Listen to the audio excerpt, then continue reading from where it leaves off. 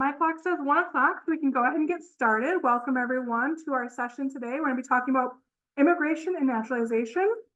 This is our 5th class.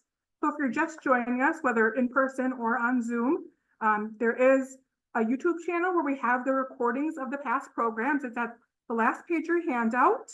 You can see the link for the handout in the chat. I have a Zoom host, John, who's joining us here in person, is going to help moderate the Zoom stuff so that I can focus on giving the information instead of trying to do all the things. So thanks, John, for helping us out. He's going to be posting the chat link for our virtual folks a few times throughout our session today, or it's also on your reminder email as well. We've got a jam-packed session again today, so if you do need to leave early, again, we are recording it, so you can go to our YouTube channel to catch what you might have missed, or if there's something you wanted to watch again, you're welcome to watch it again. So again, we're talking about immigration and naturalization records. I'm Katie Stilp. I'm the local history librarian at the Appleton Public Library. So excited to dive into figuring out when your ancestors came to America and maybe if they became a U.S. citizen. So that's what immigration and naturalization is, if you're not familiar with those terms.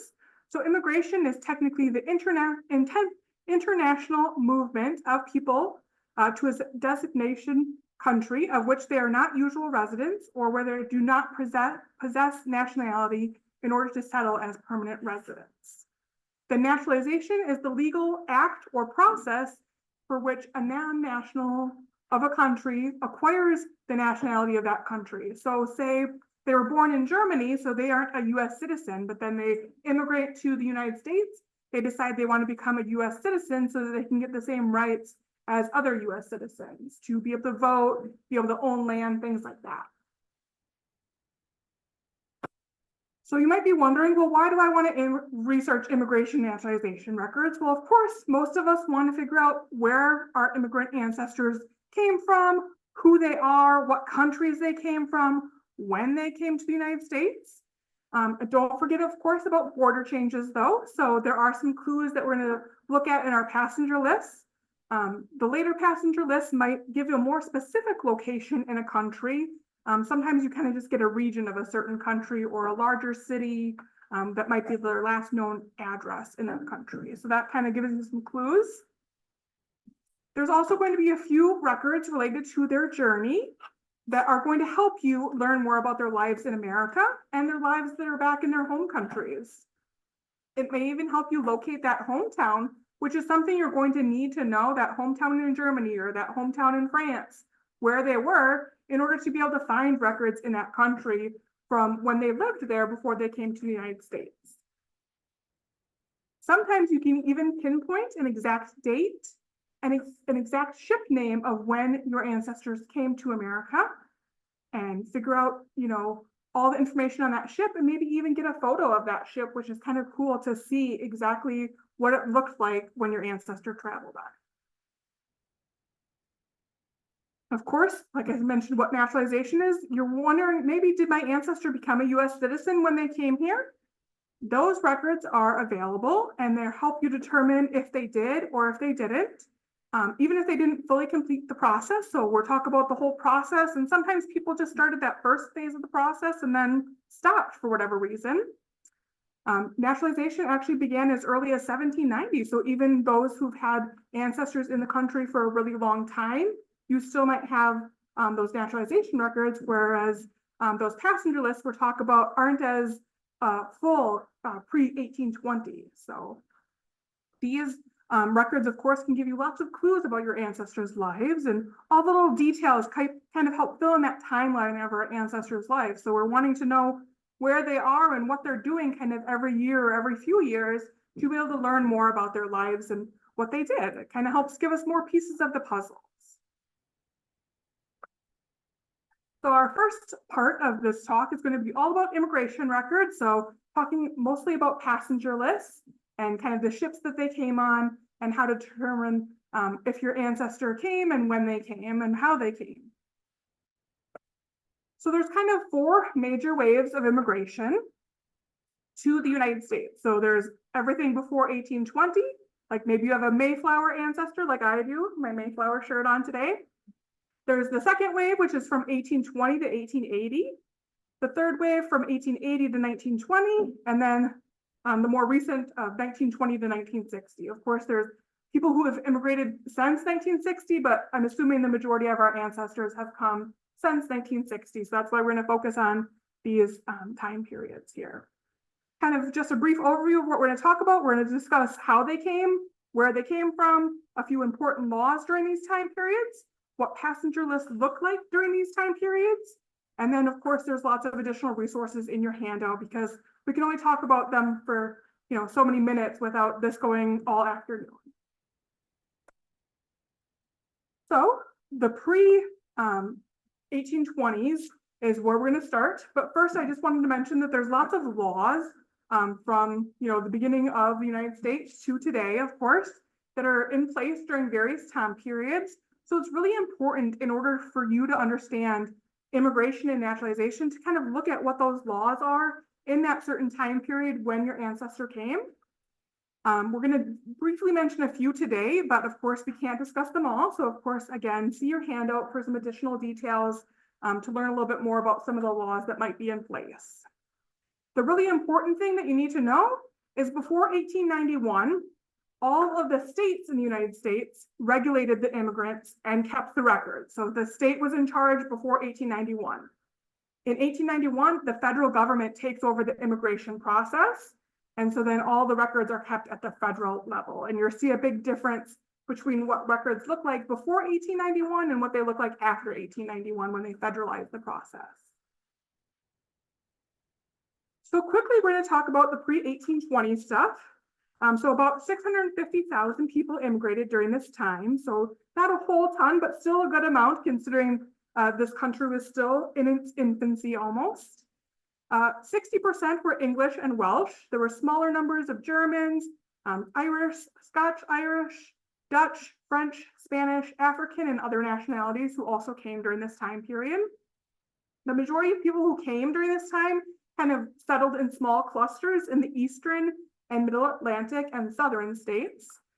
A good percentage of them were involuntary prisoners. And of those that came voluntarily, actually about 48% were estimated to be indentured servants. So if your ancestor came during this time period, you might want to investigate if they came voluntarily or if they didn't come voluntarily and maybe learn a little bit more about why they might have come. Maybe they had some sort of deal that they had to work out with somebody. And again, there's some resources in your handout about indentured servants to learn a little bit more.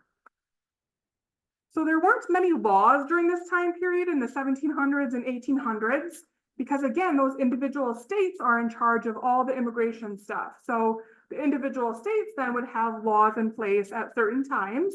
So for example, a state might have a law excluding free people of color from immigrating to that area.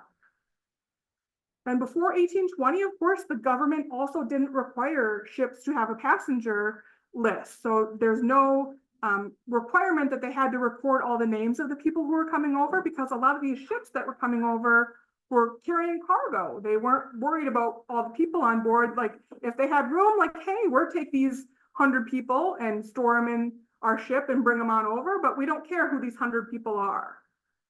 So any of the passenger lists that do survive from this pre-1820 time period are going to be done at that colony or that state level.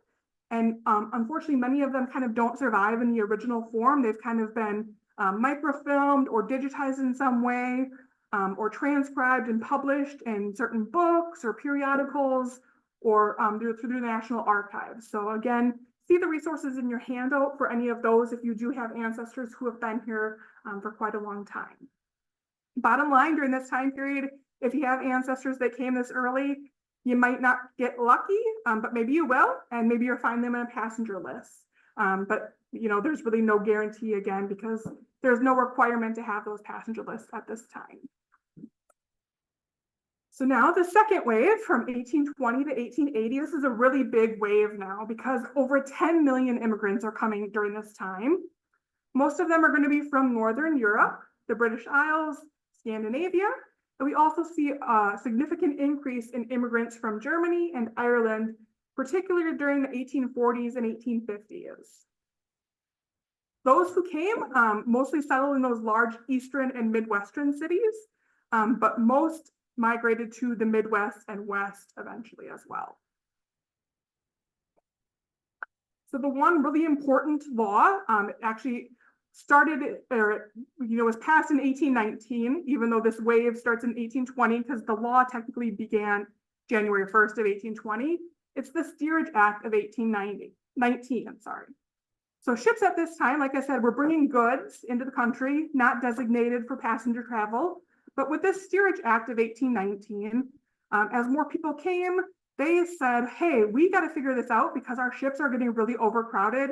People are dying as they're coming up to America, so we need to figure this out. And then they said, okay, to alleviate some of this overcrowding, maybe we should have some sort of list with the names of people who are coming, making sure we're not kind of overcrowding our ships. So then they're introducing what's called a customs passenger list. So now this is where we start to see the names of our ancestors who are coming, starting in 1820.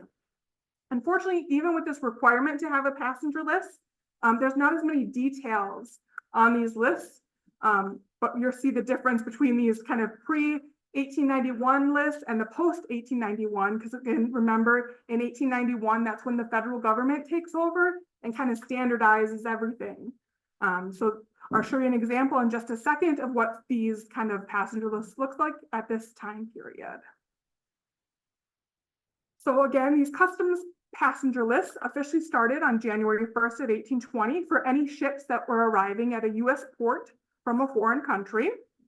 So what happened was a passenger purchases their ticket from their departure point in whatever country they're coming from or whatever country they're leaving. They give their names, they give their ages, their occupations, and the country that they're coming from to the person they're buying the ticket from, which is called a shipping agent.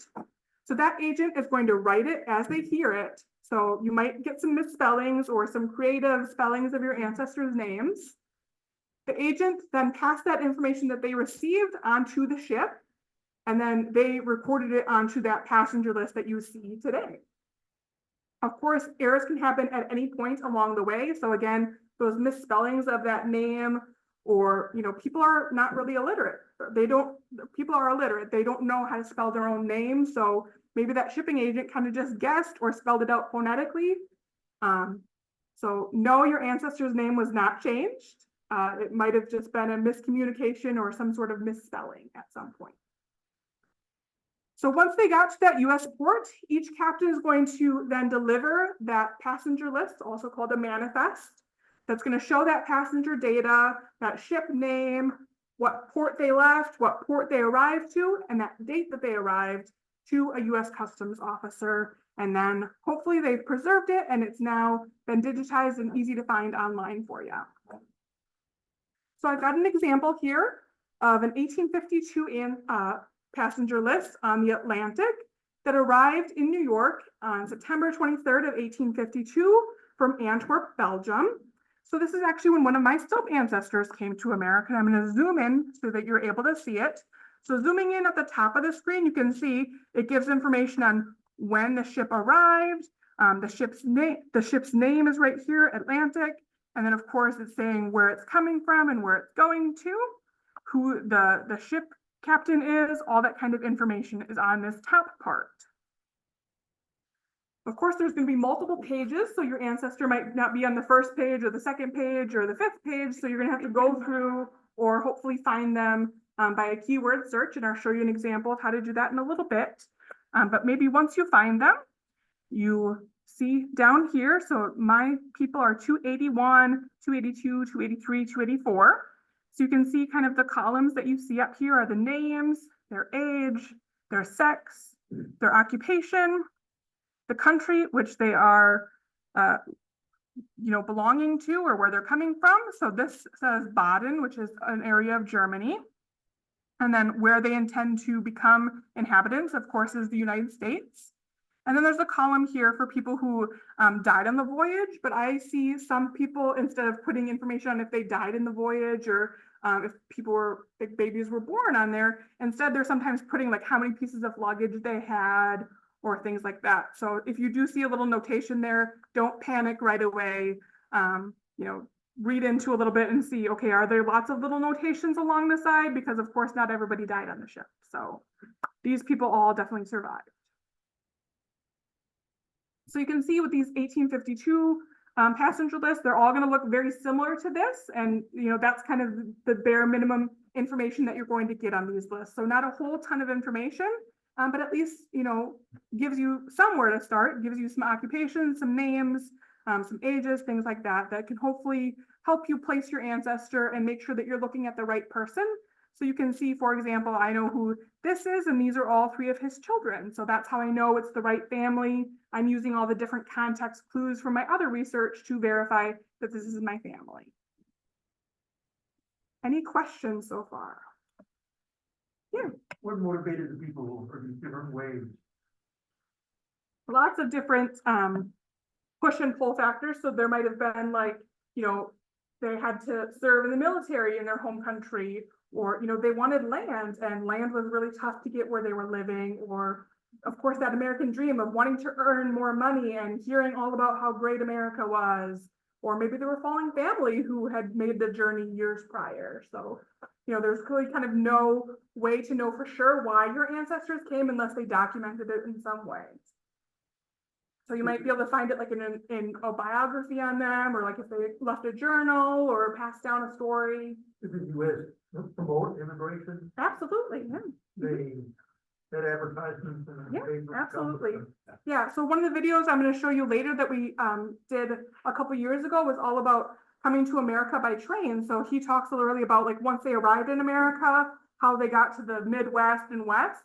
But he also talks and shows some examples of some of those advertisements for, trying to encourage the immigrants to come. So yeah, they were definitely trying to, make this a prosperous nation. So they were wanting to promote it and, get rid of all this land that the US had bought up. And, of course, they're trying to sell it and make some money on it. Yeah. So if they died on the ship, then it would, in that column, it would say. Yeah, so most likely. So sometimes in that column, they're put information on if they died, or sometimes it will be on the last page if there were any deaths or any births on that ship. Yes.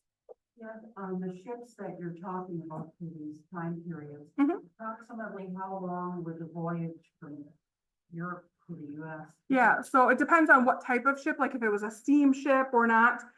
Usually it's several weeks journey. Okay, So the more recent it is, the faster they go, because ships are improving at that time period.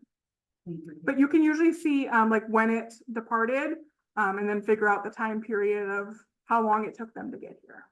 Also depends on different times of year too, because obviously the colder months, it's a little harder. They go a little slower to not hit icebergs and things like that. So is there any way to figure out what port they came into, or? So there are departure lists for certain countries. Not all of them exist, or they might be in like foreign languages. But if you find their arrival list, it's going to tell which departure point they came from. So like if you look at this list on the front page right here, it says they came from Antwerp right here. So that's the port that they departed to come to New York. Okay. Are there questions online? Okay. Sounds good. All right, on to wave 3. So this was another really huge wave from 1880 to 1920. More than 25 million people immigrated during this time. It's the largest of our 4 waves that we're going to talk about today. Primarily, people who are coming from Southern and Eastern Europe, but the largest amount came from Germany, Italy, Ireland, Austria-Hungary, Russia, and England. Most of them are going to be settling in those larger cities like New York City, Chicago, Philadelphia. The big kind of act or law during this time is called the Immigration Act of 1891. So remember from what we mentioned a few minutes ago, 1891 is when that federal government takes over the process. So this law establishes that Bureau of Immigration, where the government is now assuming direct control of inspecting, admitting, rejecting, and processing all the immigrants who are seeking admission to the US. So at this point, remember, in those first 2 waves, we saw quite a lot of people coming in. Now the US is like, okay, we're getting a little full. let's, you know, be a little bit more stringent on who we're accepting, making sure we're not bringing a bunch of sick people in here who are going to cause a pandemic or something like that. So they're wanting to be a little bit more particular about who they're choosing and admitting to the United States. This act also introduced what's called immigration passenger lists. So these are like the federal government lists. So they're very similar to those customs passenger lists that we just looked at, but they're going to provide a little bit more detail. Is this one Ellis Island? Yep, I'm going to mention Ellis Island in just a minute. So generally, so remember what we looked at a few minutes ago on that first passenger list from 1852, there's not a whole lot of data. Well, starting from 1891 and on, you're getting all this data on each person. So you're getting the name, the age, the sex, their nationality, their occupation, their marital status, the last known residence, and their final destination in the United States. Be aware, of course, their last known address might not be where they were born, though. So you still might have to do a little bit more digging to figure out exactly or piece together with the nationality. Does it match that they were last living in Germany and are German? It also asks them if they've been to the US before, and if so, when they came, where they came, how long, because sometimes people made a journey back and forth. Maybe they came to the US for a few years, made some money, went back to their home country to grab the rest of the family and live for a little bit before they all made the journey back to the United States. They asked them if they were joining a relative, who that person was, where that person lived, what their relationship was. They asked them if they're able to read and write, if they are in possession of a train ticket to their final destination, and who paid for that passage, because the government wants to make sure you're not going to be relying on the US government to pay your way to get you to where you want to go in Wisconsin, for example. We want to make sure you're set, or we're going to reject you and send you right back. They're also asking the amount of money that the immigrant had on them, if they had ever been in prison, a poorhouse, or an institution for the insane, whether they were polygamous, and their state of health. Because again, we're starting to get a little bit more choosy with who we're allowing to come in. They also added a little bit more data. In 1906, they added a physical description for each person and a place of birth for each person. So if your ancestors did come after 1906, you get that additional information. In 1907, they also asked for the name and address of a closest living relative in the country of origin. Again, it may not be where they're born, but at least you have information to follow up on who was living back at home in that home country. Also be aware, from 1907 to 1918, these passenger lists are 2 pages. So you want to be sure to get 2 pages and not just see the 1 page and then miss all the information on the second page. Then starting in 1919, they're starting to ask some additional questions as well, like their purpose for coming. So like you had asked earlier, why did some people come? Well, if they came after 1919, you might get an answer of why they came. And if they intended to become a citizen, and a couple other additional questions as well. So here's an example of a passenger list in 1893. This is the ship Dresden that arrived at Baltimore, Maryland on the 28th of April from 1893. And it departed from Bremen, Germany. So again, I'm going to zoom in so you can see what it looks like. So you can see a lot different from that first passenger list that we looked at. You're getting some of the same information, like their name, their sex, their age, their marital status. It's listing a number of what family they are. So this is the 7th family on the ship, for example, what their nativity is, their last residence. So it's saying an exact city or a town or a village. Instead of just Germany, I'm getting Zimmerhausen. It's saying what their destination is, either a town or a country. So this is saying, oh, they're going to Hayes, Wisconsin. Now I know exactly where to find them. I've got an occupation. This is asking again if they're in possession of a ticket, how much money they have. So you can see they have $46. A couple other questions like what kind of health information, what kind of religion, things like that, and any additional remarks here. If they can read, write, things like that. So again, this is you know, a branch of my family coming to the United States in 1993. We also did earlier this month have a really great program on deciphering some codes. So sometimes you might see a code or some numbers or notations on a passenger list. My ancestor didn't have any, but these codes are going to be for those lists that are after 1891, again, when that federal government took over. They had specific codes that they would write if they held people back or needed additional questions or were like had to go through a little bit more of a process in order to admit them to the United States, or maybe they were rejected and sent back. So if you do see any codes or different weird notations along the side, be sure to watch this video because she kind of deciphers them for you and tells you where to find additional information on those codes.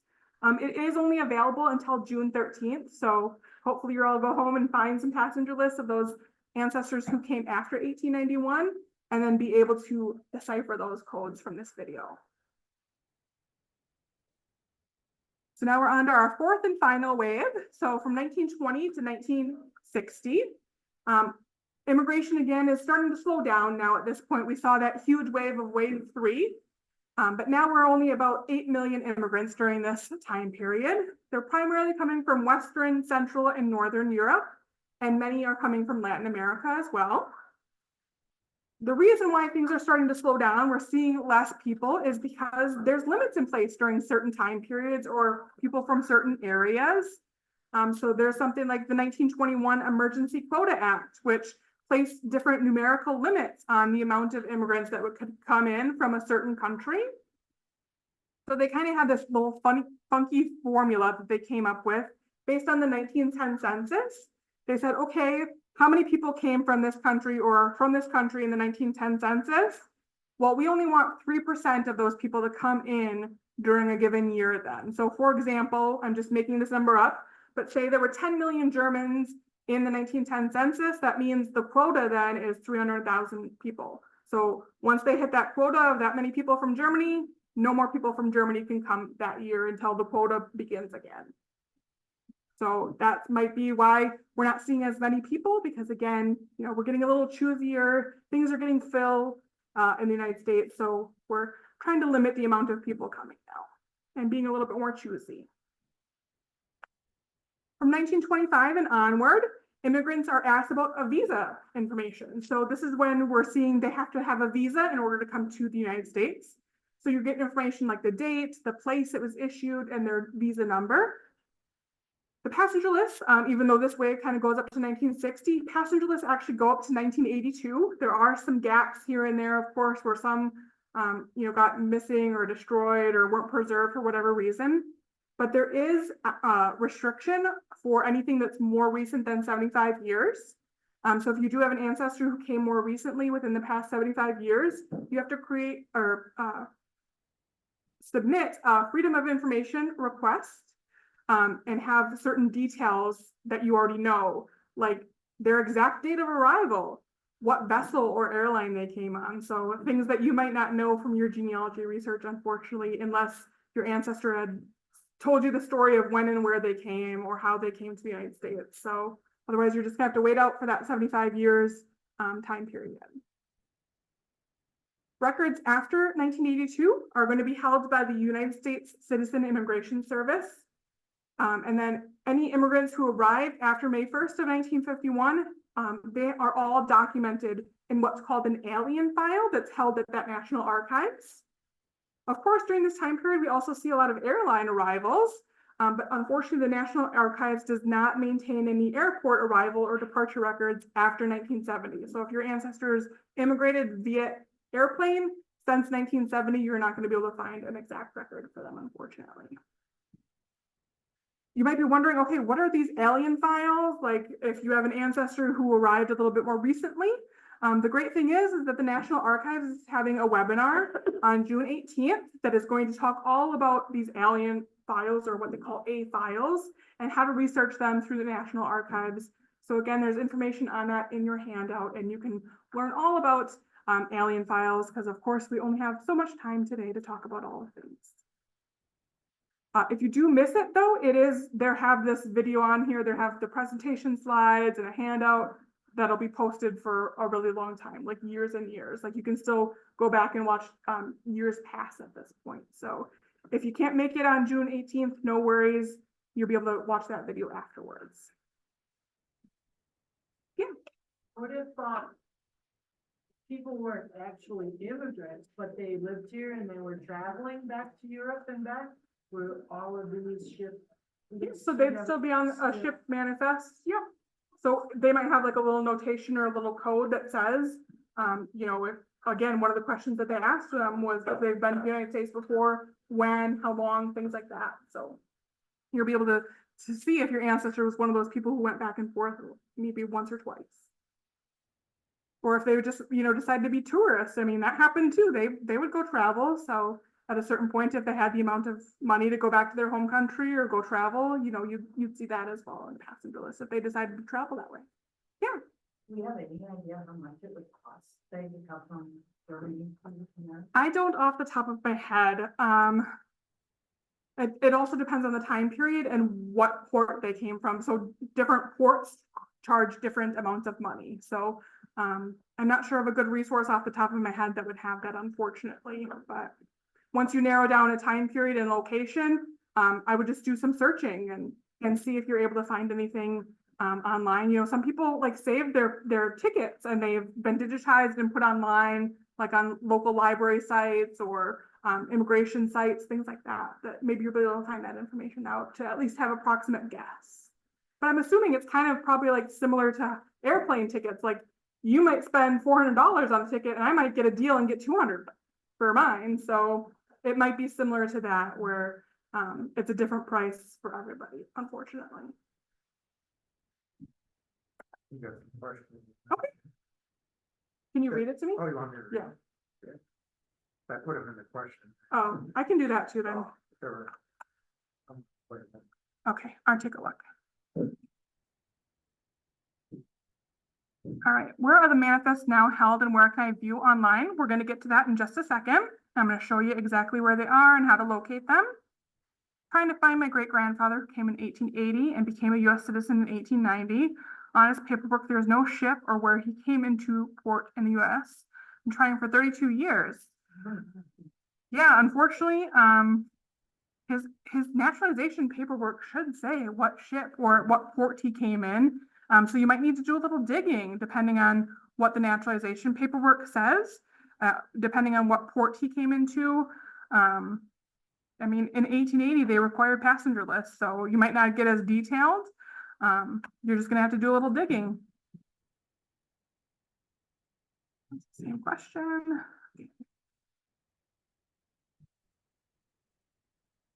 How you can get a passenger list when you have a specific ship name, I'm going to show you in just a minute how you can find certain ships. Do you know what date that ship came? You're going to need to narrow down because of course that ship's going to be making multiple trips throughout different years. How much money does the person have? Almost always the columns are filled in with US dollar amounts. How did this person coming from Italy, for example, change their foreign money into US dollars? I'm not sure how they did that. I'm not sure if they said $40 and it was 40 Italian money or 40 US dollars or how they figured that out. I'm sure sometimes it was just a guess too. Maybe they didn't like count their money. It was more so they were trying to make sure that the US government wasn't going to have to pay for these people to, you know, be, you know, on, but yes, cared for. All right, passenger lists for Antwerp do not exist anymore, so I do not know which port my ancestor ship arrived at. I'm going to tell you the major ports. I would start with the major ports and finding them, trying to find them that way, because hopefully they came one of those ways. Christine says a fun site for ephemera about immigration is this ggarchives.com. If you could put that in the chat, that'd be great. All right. So now we're going to talk a little bit about how they came. So we mentioned Ellis Island a few minutes ago. Well, keep in mind, not everybody actually came through Ellis Island because Ellis Island didn't actually open until 1892, which is during that big third wave of immigration. So prior to that, of course, New York still had a port. It was called Castle Garden, and it was on the bottom edge of Manhattan. They previously called it Castle Clinton. It was a US Army fort up until 1890 or 1821. And then it became Castle Garden and used for immigration purposes in 1855, which is during that second wave.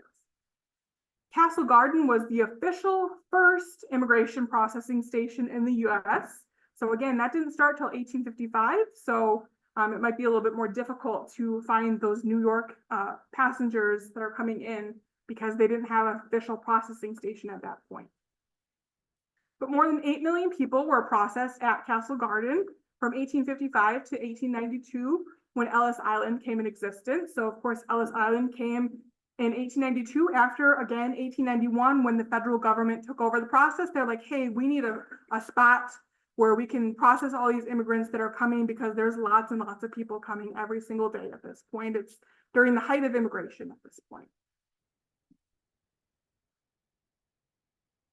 So Ellis Island was in operation from 1892 to 1954. There unfortunately was a fire here in 1897 that destroyed lots of their records that dated back prior, like their hospital records, some office paperwork.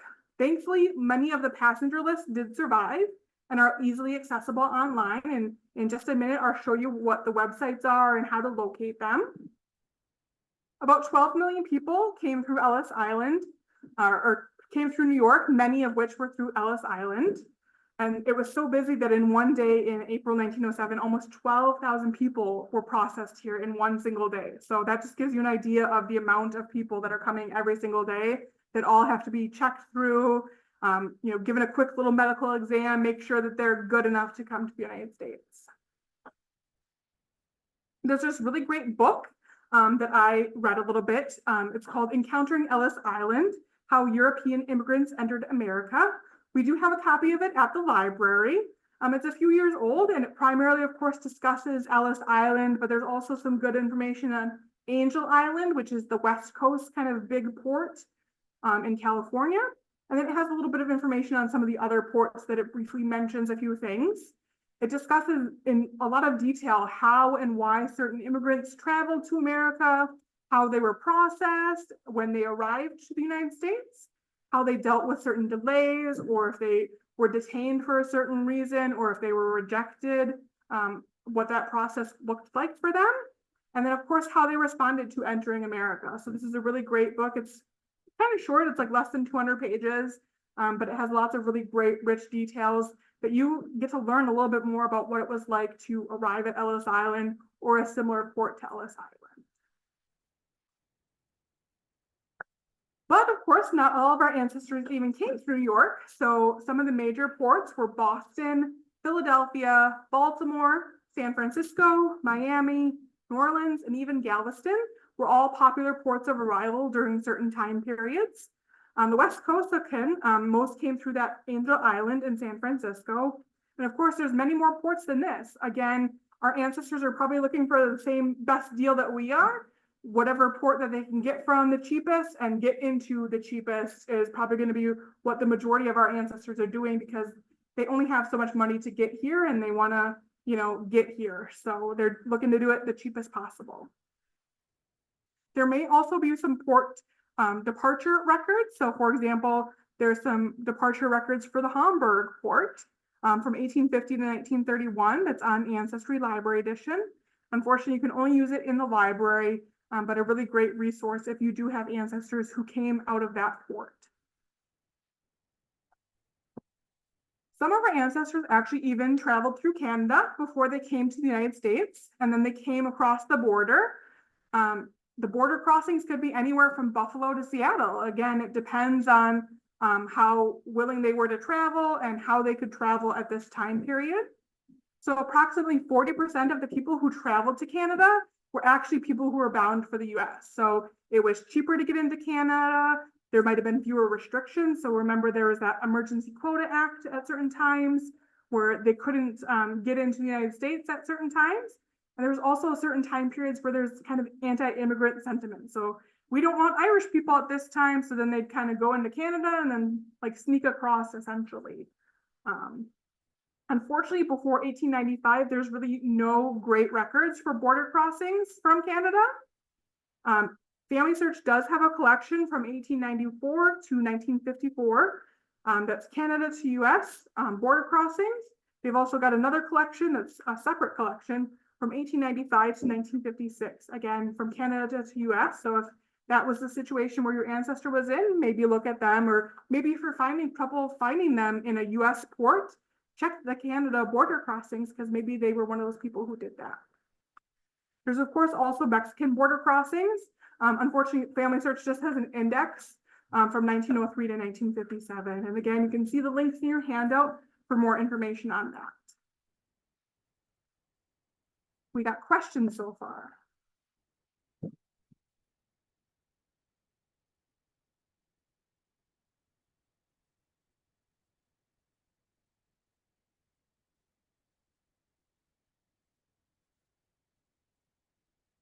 All right, now I'm sure you're wondering, well, how do I find out what port, what ship, when my ancestors came to America? That's really what I want to know, right?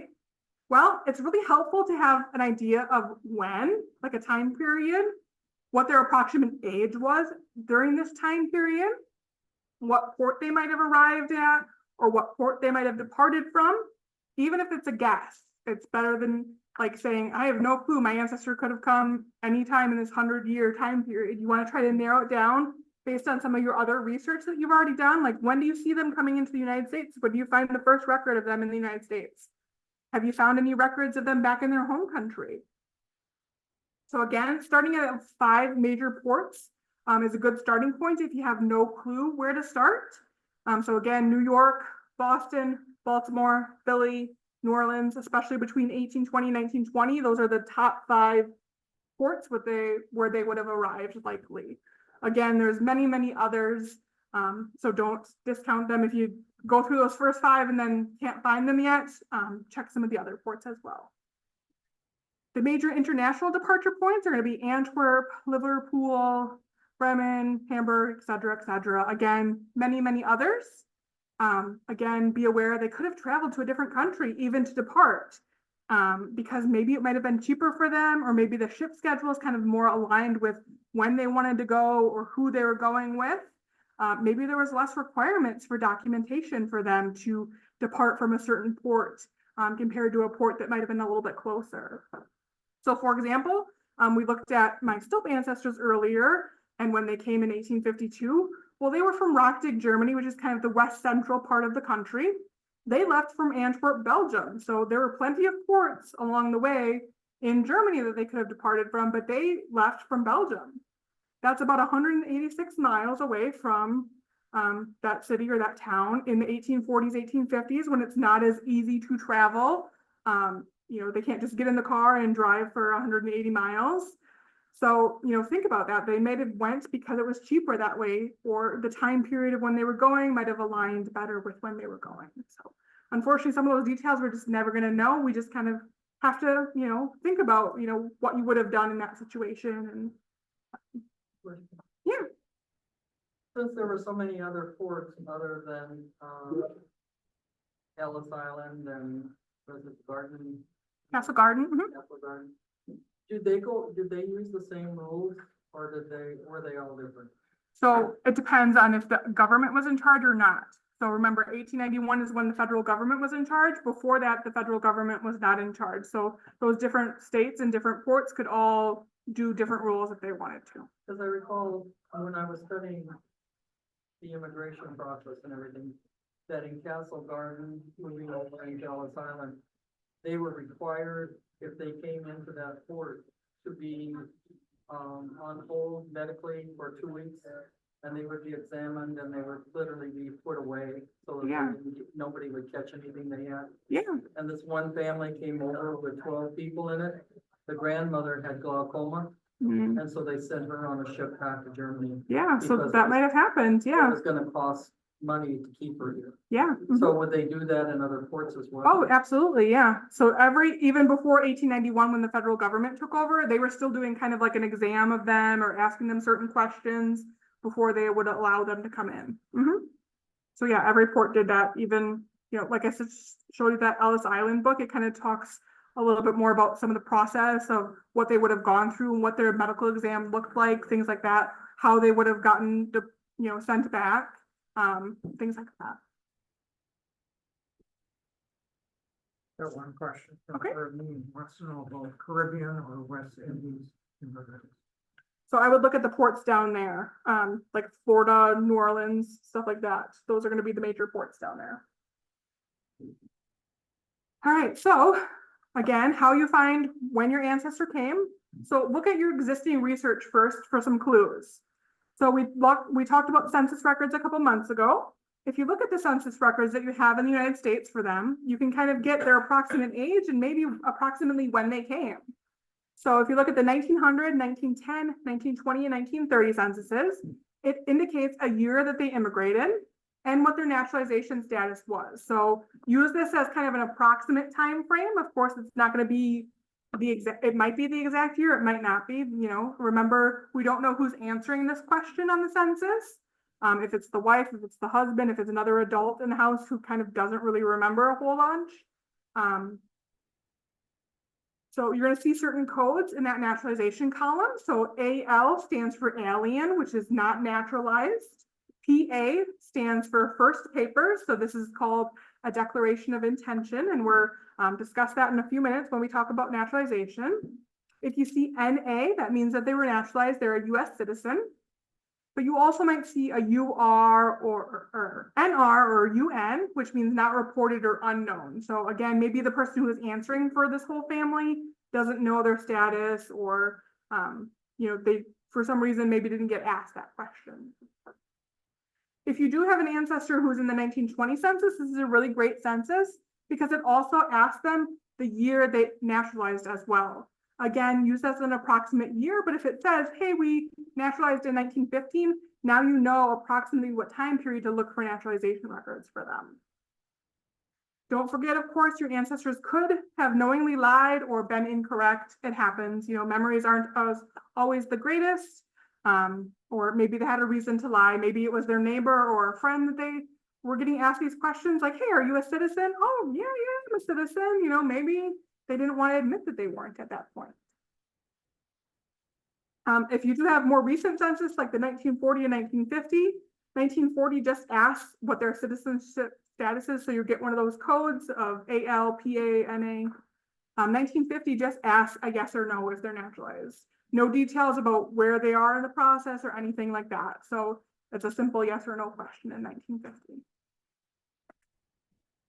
Some other records that you might want to look at, of course, are going to be their naturalization records. So if you find their naturalization paperwork in the US, if they were naturalized, you can try to work out some of those clues, which indicate when they arrived, what port they arrived, where they came from, etc. So use those clues to try to find a passenger list for them and try to find what port.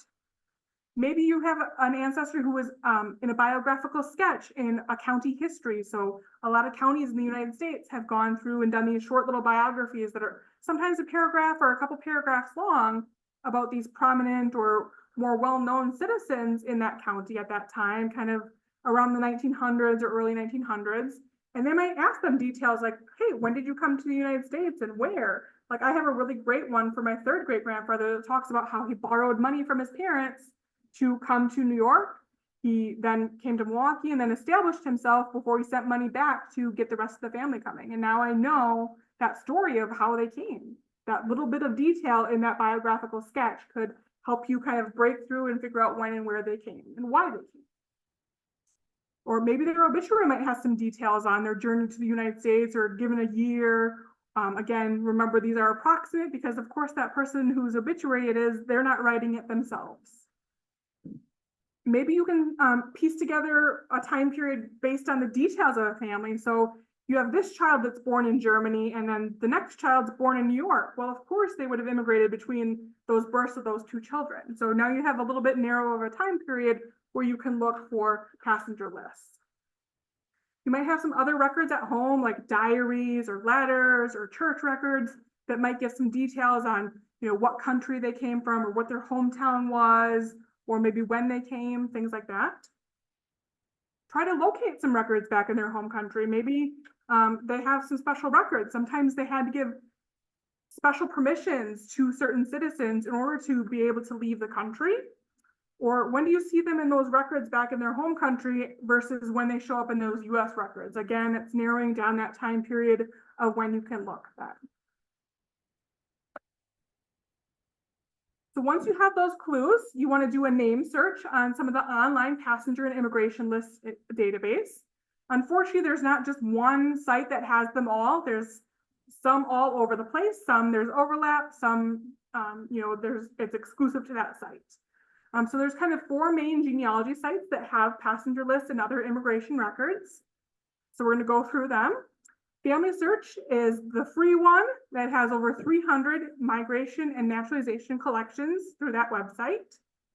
Ancestry, there's a library edition, which we have for free in the library, or if you have a paid subscription, they have over 450 collections in that library edition, which includes lots of international collections. So if you just have a basic Ancestry subscription or you don't have an Ancestry subscription, come to the library and check out some of those international collections as well without having to pay that extra money. MyHeritage is another site that unfortunately you have to have a paid subscription for, but they only have about 100 collections in this kind of immigration naturalization section. Find My Pass is the last of the 4, and that's again one that requires a paid subscription, and they have about 100 collections as well. There are, of course, many more websites than this that have some passenger lists or naturalization records. Some might have US stuff, some might have international stuff, some might have, a mixture of both. So there are some on Heritage Quest, for example, but there's lots of that are just indexes. It might, give you some information on what ship they came from or when they came, but then to find the actual image, you'd have to go to another website to locate it. A really great starting point is starting with the Family Search Wiki that talks all about the various databases there are, what time periods there are, what the coverage is, so you can see what that looks like. Again, this is a link in your handout, so you can kind of go through different online records. You can see anytime you see a $sign, that means you're going to need to have a subscription, but you can see all these different lists and what time periods they cover, and click on those links to be brought to those different collections based on the different ports that they would have arrived at. So that's a really great starting point. Of course, we don't know for sure which one of these 4 sites your ancestors are going to be on. You might find multiple different ancestors on multiple different sites. I always encourage you to check all of the sites if you're able to, because the indexing is different on every single site. The coverage is going to be different on every single site. Unfortunately, some of these collections are just indexes, so that means there's no actual image of the passenger list, but some of them do have the actual images of the passenger list. So you might need to poke around on a couple different sites before you can find that actual image. I will show you in just a few minutes a sample of how to search in these sites to find these passenger lists. But just quickly, I want to mention there is going to be some name misspellings, of course. Again, we don't know how our ancestors didn't know how to spell their name, or they said it to the shipping agent and they wrote it how they thought it sounded. There's going to be people who have the same name. You think your ancestor's name is unique and it's really not, unfortunately. So you really got to try to weed through all the different clues on there to see, okay, does this make sense for my ancestor? Or, oh, hey, that age is really off, or that wasn't their occupation that I knew in the United States. So maybe it's not the right person that you're looking at. There's going to be, unfortunately, some irrelevant results that you're going to have to look through in these sites to go through all the online collections. For example, I found my Stilp ancestors, they were indexed as Kelp, K-E-L-P. It's very different from my S-T-I-L-P, or the German spelling of S-T-U-L-P. On the actual list, that's the spelling is S-T-U-L-P, but somebody thought that it was a K instead of an S. So that's kind of the stuff that you're going to be working with, unfortunately. A few weeks ago or a few months ago, we talked about wildcard searching. So again, that's using the star or the question mark to replace certain letters. So again, refer back to our census talk to learn a little bit more about those wildcard searches, because we can't spend time to go super in depth into that right now.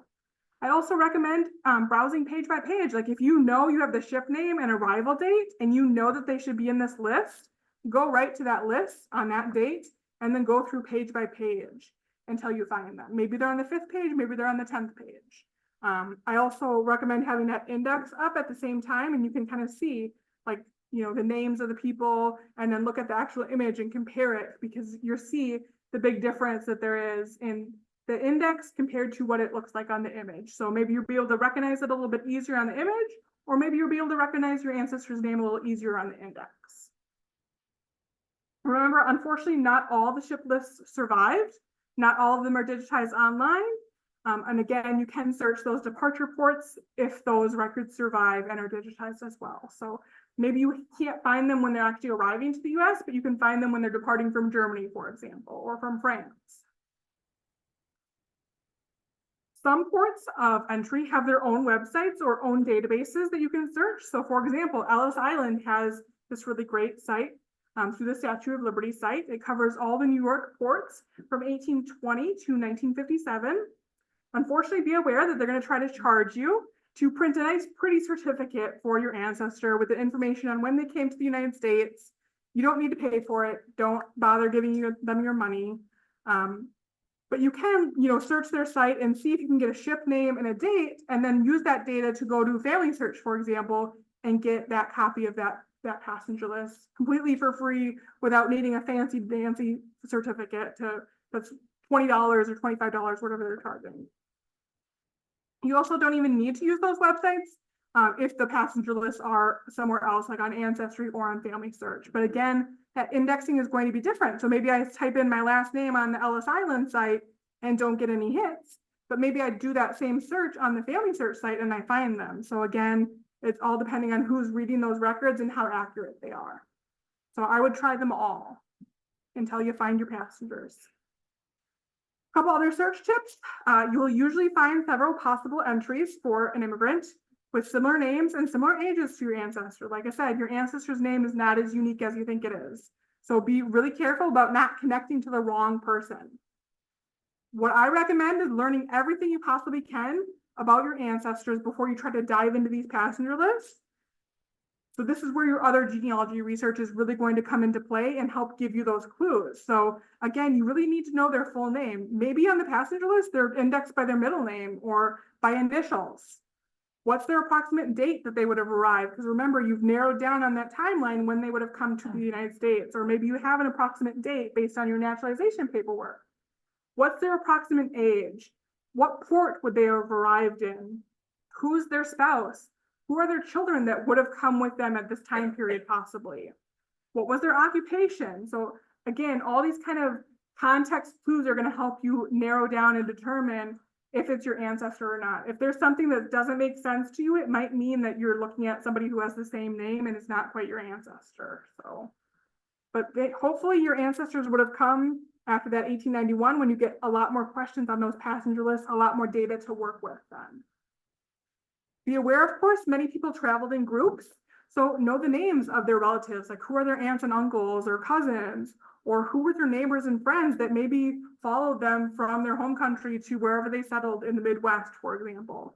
That might, again, help you determine if you have the right person or not.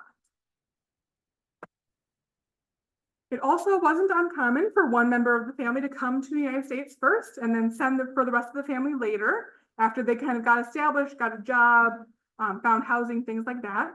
Again, sometimes they even made that trip back to that home country and stayed for a few years before they came back and settled permanently. Again, passenger lists are going to be filled out when your ancestor bought their ticket, before they came to the United States, not when they're arriving. So no matter what anybody has said, your ancestor's name was not changed at Ellis Island. It was not changed at any port. It's again, based on what that shipping agent wrote down. Maybe they wrote it a little bit wrong, unfortunately. Or maybe your ancestor said, hey, this is a really crazy last name. I want to shorten it, or I want to Americanize my name. So maybe instead of Johannes, I want to be John, because that's how they say it in America. Or instead of my last name of Schwartz, I want to be Black, because that's the American translation of that surname, for example. So again, maybe they had a heavy accent, or maybe their name was just misunderstood and written a certain way. So you might find them on a kind of a weird name on the passenger list, or maybe they decided to go with that name in America. When you find your ancestor on an actual image of a passenger list, always be sure to look at the whole ship. So maybe you're going to find other relatives on that same ship. Maybe they're not listed right in a row with the rest of your family. Just to be sure, look through all those pages on that passenger list. Again, those births and deaths that might have happened aboard the ship, sometimes they're recorded on that last page, or sometimes in that column that's on each page. Again, that index might be incorrect. So, for example, I found on Family Search that the ship name was completely misindexed for one of my ancestors. I know it says Mika's is the ship name, and I can see it on the passenger list, but Family Search said it's the Constitution. I was like, no, it's not. So, sometimes there are errors that happen, unfortunately. It's human error. So before we dive into showing you exactly how to get to these sites and navigate them, any questions?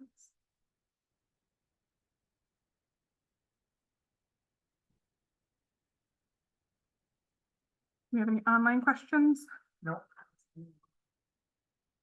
What's the average length of time did it take to become naturalized? We're going to talk about naturalization in just a few minutes after the passenger list.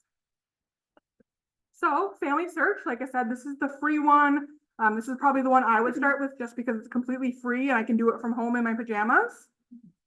So of course you're going to want to have an Ancestry account. It's completely free. So if you haven't created an account, you can do that right at the top. If you have an account, just sign in with your username and password. You're going to go up here to search and click on records. So there's kind of three different ways to search. I can search by the name of my ancestor and some details. I can search by a collection name, or I can search by a certain place. Like if I want to search by Germany or Wisconsin or New York, I can type in that. So if you're wanting to just dive right into the passenger list, you can start typing passenger list down here. And you can see like there's Argentina, there's Australia, there's Brazil, California. There's all these different collections that all deal with passenger lists. So if you're like, hey, my ancestors departed from Bremen, Germany, I can look at this collection that has these 10 years. Maybe that's during the time period my ancestors came. Or you can also type in a location if you're like, hey, I know for sure they came to the United States, or I know for sure they came to New York, and start typing in. So now you can see there's a whole collection all about Ellis Island. There's ones from 1820 to 1891. So kind of looking at that time period and that location, click on the right collection that's gonna, have your ancestor possibly in it. And then you would type in their name over here. So I could put in, go to Stilp, for example. And you might want to put in some details like where they were born, things like that. So like I know he was born in Germany. I think it was 1823 if I'm remembering correctly. And then click search and see if you get any results. Well, unfortunately, there's no results. So maybe I'm going to delete that German stuff and see, can I find them that way? Well, here's some, different kind of similar named people. So now I can kind of look through these results and see if that makes sense to be my ancestor. The other thing you can do, instead of searching by name, well, I gotta go right back in because it didn't do it right.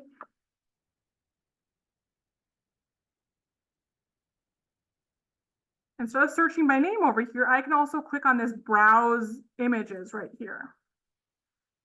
So you can see now it narrows it down by certain time periods. So now if I'm like, okay, I couldn't find my ancestor by name, but I have an approximate date of when they came. Now I can click on that relevant date, for example. You can see it's kind of got like a month time period.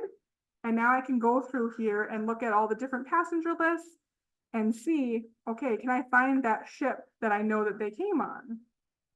So for example, I can see this is the ship Cheshire, for example, and now I can see the index down here. I can see the names that is what it thinks the people are, and then the name up here, and I can kind of compare that to who I'm looking for in order to see if my ancestors are here. If I find a result that it's like, okay, that sounds like my ancestors, you can go ahead and download it or print it right up here. So that's Family Search. Yes. They don't actually index it by the ship name. Unfortunately, Family Search does not. Ancestry does. So if you have an Ancestry or come to the library edition, it does index by the ship name, which makes it a lot easier to find. This is just by date. So you kind of have to, like if your ancestor came on September 29th and it's kind of in the midst of the September 20th to October 16th, you're going to have to kind of hunt and peck through these 700 some images to find the right kind of date, and then go through all the passenger lists on that date, for example, if you have an exact date. If you want to learn a little bit more about using Family Search, because of course I can only spend a few minutes on it, I have a whole user guide that I created that has lots of screenshots and lots of data on, okay, this is how you use the site. I also have a really long, almost 3 hour long video talking you through all the different parts of the site and how to use it. So again, those links are in your handout to learn a lot more about how to use Family Search. So use those in order to find those passenger lists and naturalization records. This is just a screenshot of what the Ancestry Library Edition looks like. So again, there's 400 and some passenger lists and immigration records in here. So you can see all the different types that they have. They've got different ones from the US, different ones from different international countries. So again, this one's in library use only, unless you already have a paid Ancestry subscription. If you do, you can get things like this passenger ships and images. They have a whole great database where you can look up that ship name of what your ancestor came on. Again, you're going to want to pay attention to this years in service. So there might be multiple years that a ship is in service, or maybe it doesn't cover this time period that your ancestor was in, but maybe there's another entry that covers the time period of when your ancestor traveled on that ship. So you want to make sure you're matching to the right ship, because maybe the ship changed a little bit, or maybe they replaced it with a same name ship that looked different. Also on here, you can see certain things like a picture of the ship. Again, you can get this completely free through Ancestry, or if you have a paid edition, it's already included in your paid edition. You can even sometimes get inside photos, like you can see the inside of this ship called Deutschland from 1899 to 1911. This is what it looked like on the inside, for example. So you can kind of see, this looks like almost like a bar or kitchen type area. It's kind of cool. Again, if you need a little bit more help on using that Ancestry Library Edition, I've got a user guide. I've got a really great video. The video also includes that paid edition, and so does the user guide. So a lot of the navigation things are very similar to the paid edition and the library edition. Quickly, I'll show you how to get there in what it looks like in the paid edition. Since the library edition is only available in the library, I can't show you the library edition, but again, it looks very similar. So if you click on search, there's going to be a whole immigration and travel section. So if I know this is exactly what I'm searching for, I don't want to wade through all the census records or all the vital records, I can go right to this immigration and travel, and I can type in my ancestor's name, or I can narrow down by, hey, I'm just looking for those passenger lists, or, oh, I'm just looking for naturalization stuff, or border crossings, or passports. Or you can see there's certain collections over here that I'm like, oh, hey, they came on Ellis Island through New York, or they came through Castle Garden. This is the collection I want to search in. Then I don't have to worry about all those ones that are like the Baltimore ones or the Philadelphia ones. If I know for sure they came in through New York, I don't want to wade through all those results that are from different ports. So this is where you could either type in their name, or like I mentioned, you could do it by date or by roll number. I would choose date, of course, first, unless you happen to know exactly what roll number the National Archives assigned it. Then you would find exactly what year they would have come. So 1852, for example, maybe September. And now I can see what date. So I can choose what date. And now I can see the names of the ships, and I can go right in here. And if I know this is the date they arrived, I can go through all these passenger lists on all these different ships. Or if I know that exact name of the ship, click on the ship, and then I'm right into those actual records for this exact ship. And now I can, again, save it, download it, print it, whatever I want to do. That makes sense? That sound good?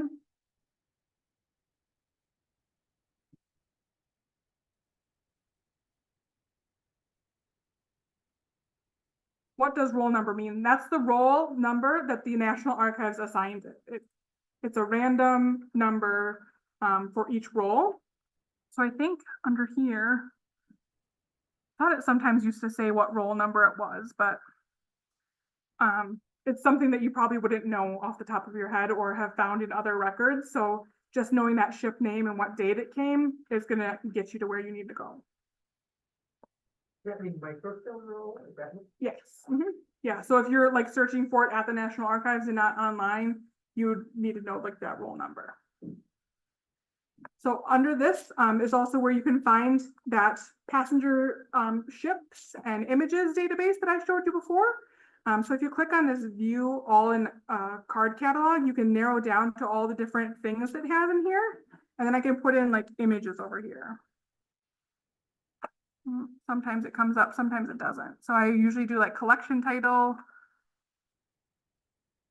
So here's that passenger ships and images database that I showed you, and you can, again, choose that letter of that ship and then look up that ship name. And then if there's a certain year or whatever time period for it, pull it up, and then it will show you a picture of it right there. Again, sometimes there's more than one, like you can see this next one has 2 different images. So you can get 2 different views of what it looked like.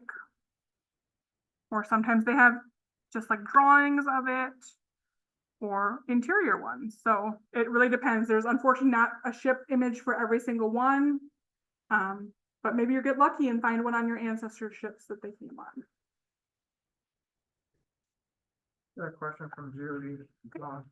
So she hasn't been able to print from the ancestry lately. Have they changed their policy? I don't believe they've changed anything on Ancestry. So to print, you would just, over here, this little wrench icon, you should be able to print right here. Yeah, so if I click on that, I can print the whole image, print it in a zoomed in view, things like that.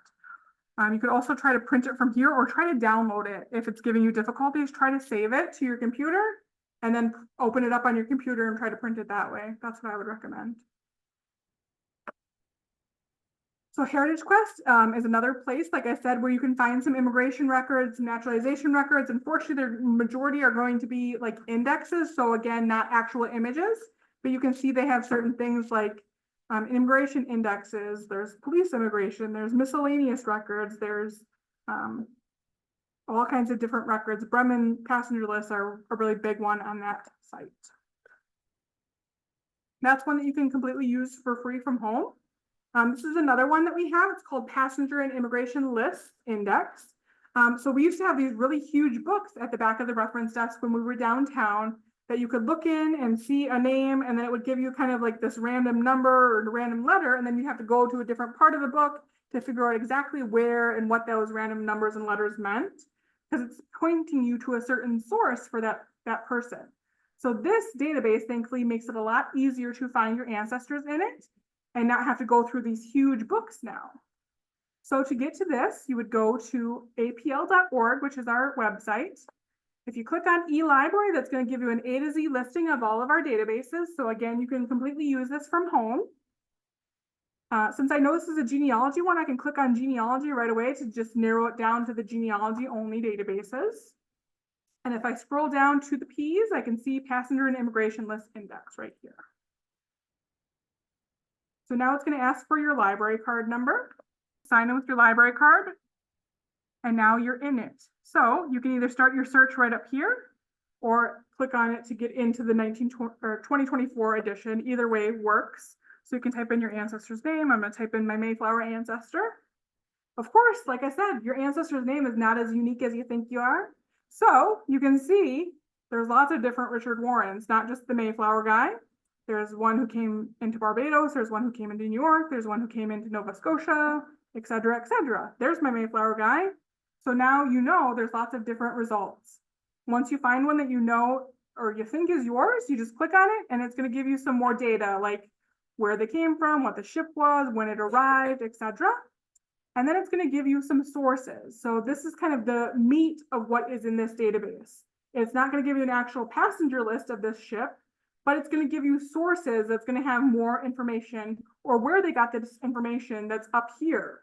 So you're going to look at these sources and try to find a copy of it, either try to find it online if it's been digitized at all, or connect with us at the library and we're trying to get it if it's like a newspaper article or from some sort of periodical or a couple pages from a book. We will do our best to try to find a library that owns that actual material if we don't have it at the library and get a copy of it for you. So that's kind of what you need to do. You need to get the information from here and then try to find that actual source.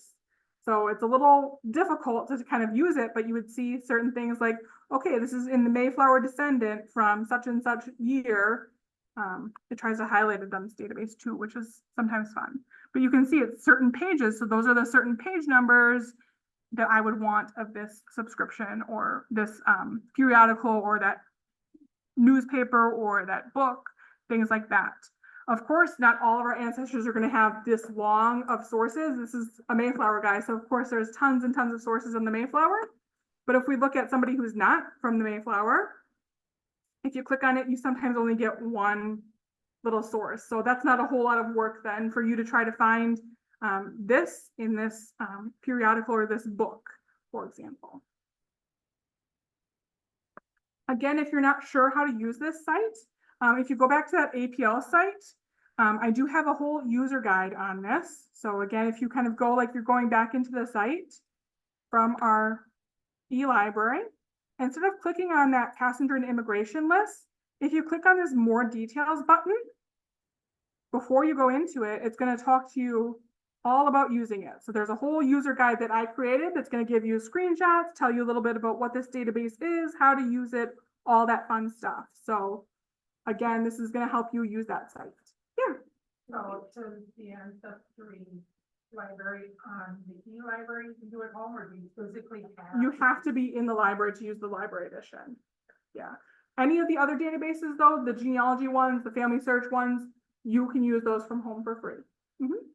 Just Ancestry Library Edition is the only one that you can use in the library only, unfortunately. Yeah. Agree to the advantages of not being naturalized, other than the fact you can't vote. Yeah, some people just didn't do it. Maybe they didn't want to, but yeah, you know, if you're not naturalized, you don't have the same rights as a citizen who is born in the US or who is naturalized. So that's the disadvantage is you can't vote. Sometimes you can't own land. Sometimes it depends on what the laws are at that time period. So you have to have an Appleton library card to use. Yes. Or any of these cards. Yeah. So this one is an Outagamie County one. So anybody can use it if they have an Outagamie County library card, or perhaps if you're out of state or out of the area, perhaps your library also subscribes to this database because it is, you know, a worldwide database that people can purchase through their library. So all the different databases there, it kind of depends on which one Yes. you got. So if your local library doesn't have it, unfortunately, look for a library that might have it that you can get a card to.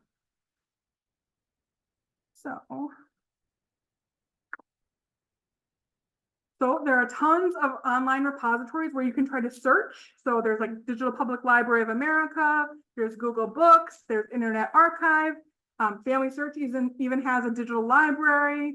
There's something called the Periodical Source Index that indexes a bunch of different genealogy articles. So what I would do when I find that source on the passenger and immigration list, I would first just do a Google search of that title and see if I'm able to find that book or that journal or that periodical online somehow. Or I would come talk to a librarian at the APL, and then we will try to work our magic and see if we're able to find it online at all for you. If not, we can also try to interlibrary loan it. Like I said, maybe there's a library that we work with that would be able to send us those 2 or 3 pages or those 5 pages that feature your ancestor in that certain book or certain periodical, for example. Again, we've got that user guide that will teach you a little bit more and talk to you more in depth about how to navigate that database. There are, of course, other immigration records that, you know, other than passenger lists. Of course, we can't get to them all today. We've already are over an hour at this point just talking about immigration. But depending on when your ancestor came is going to depend on what other records there might be. So maybe your ancestor had to have a passport when they came. Well, the National Archives has a lot of passport applications from certain time periods, or the US Department of State has certain applications from a certain time period. Again, there's a really great video that the National Archives just released last week that's all about passenger records and how to find them and how to locate them through the National Archives. So check out that link in your handout that will link you to where you can watch this video or look at the slides or look at the handout if you don't feel like watching the video. They have a great collection on Family Search for passport applications. It's also on Ancestry and on Fold3. So those alien files or those A files we had briefly mentioned earlier, those are going to be created by the Immigration and Naturalization Service beginning in 1944. They contain records of any active case of an alien, so somebody who's not yet naturalized. So as they pass through immigration and inspection process, they kind of get assigned this file, and it's the start of their file. So again, see the National Archives for more information. Again, there's that June 18th video that's coming up all about those alien files that can talk to you way more in depth than I can in just a few minutes. Visa is also a thing. So at a certain time, your ancestor might have had to have a visa in order to come to the country.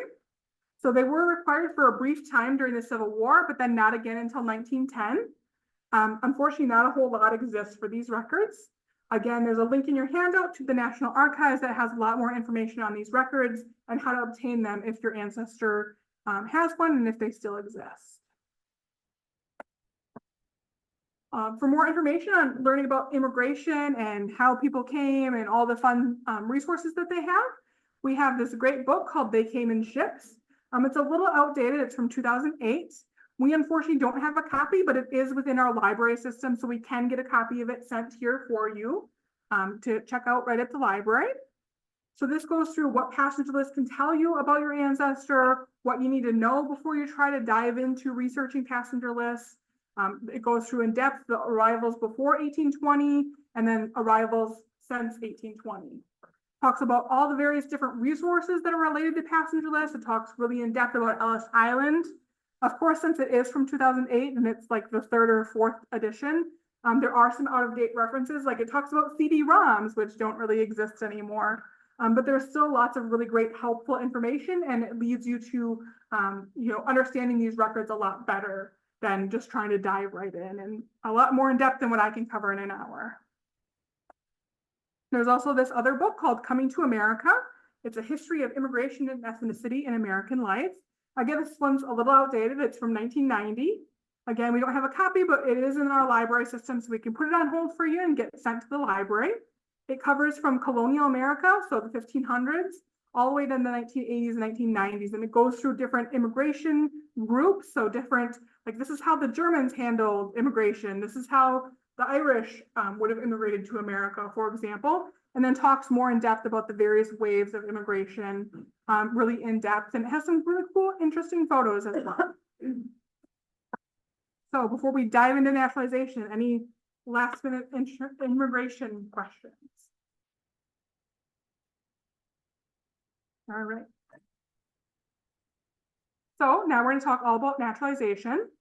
So a reminder what naturalization is. It's the legal act or process by which a non-national of a country acquires the nationality of that country after birth. So again, your German ancestor, they would have came to America.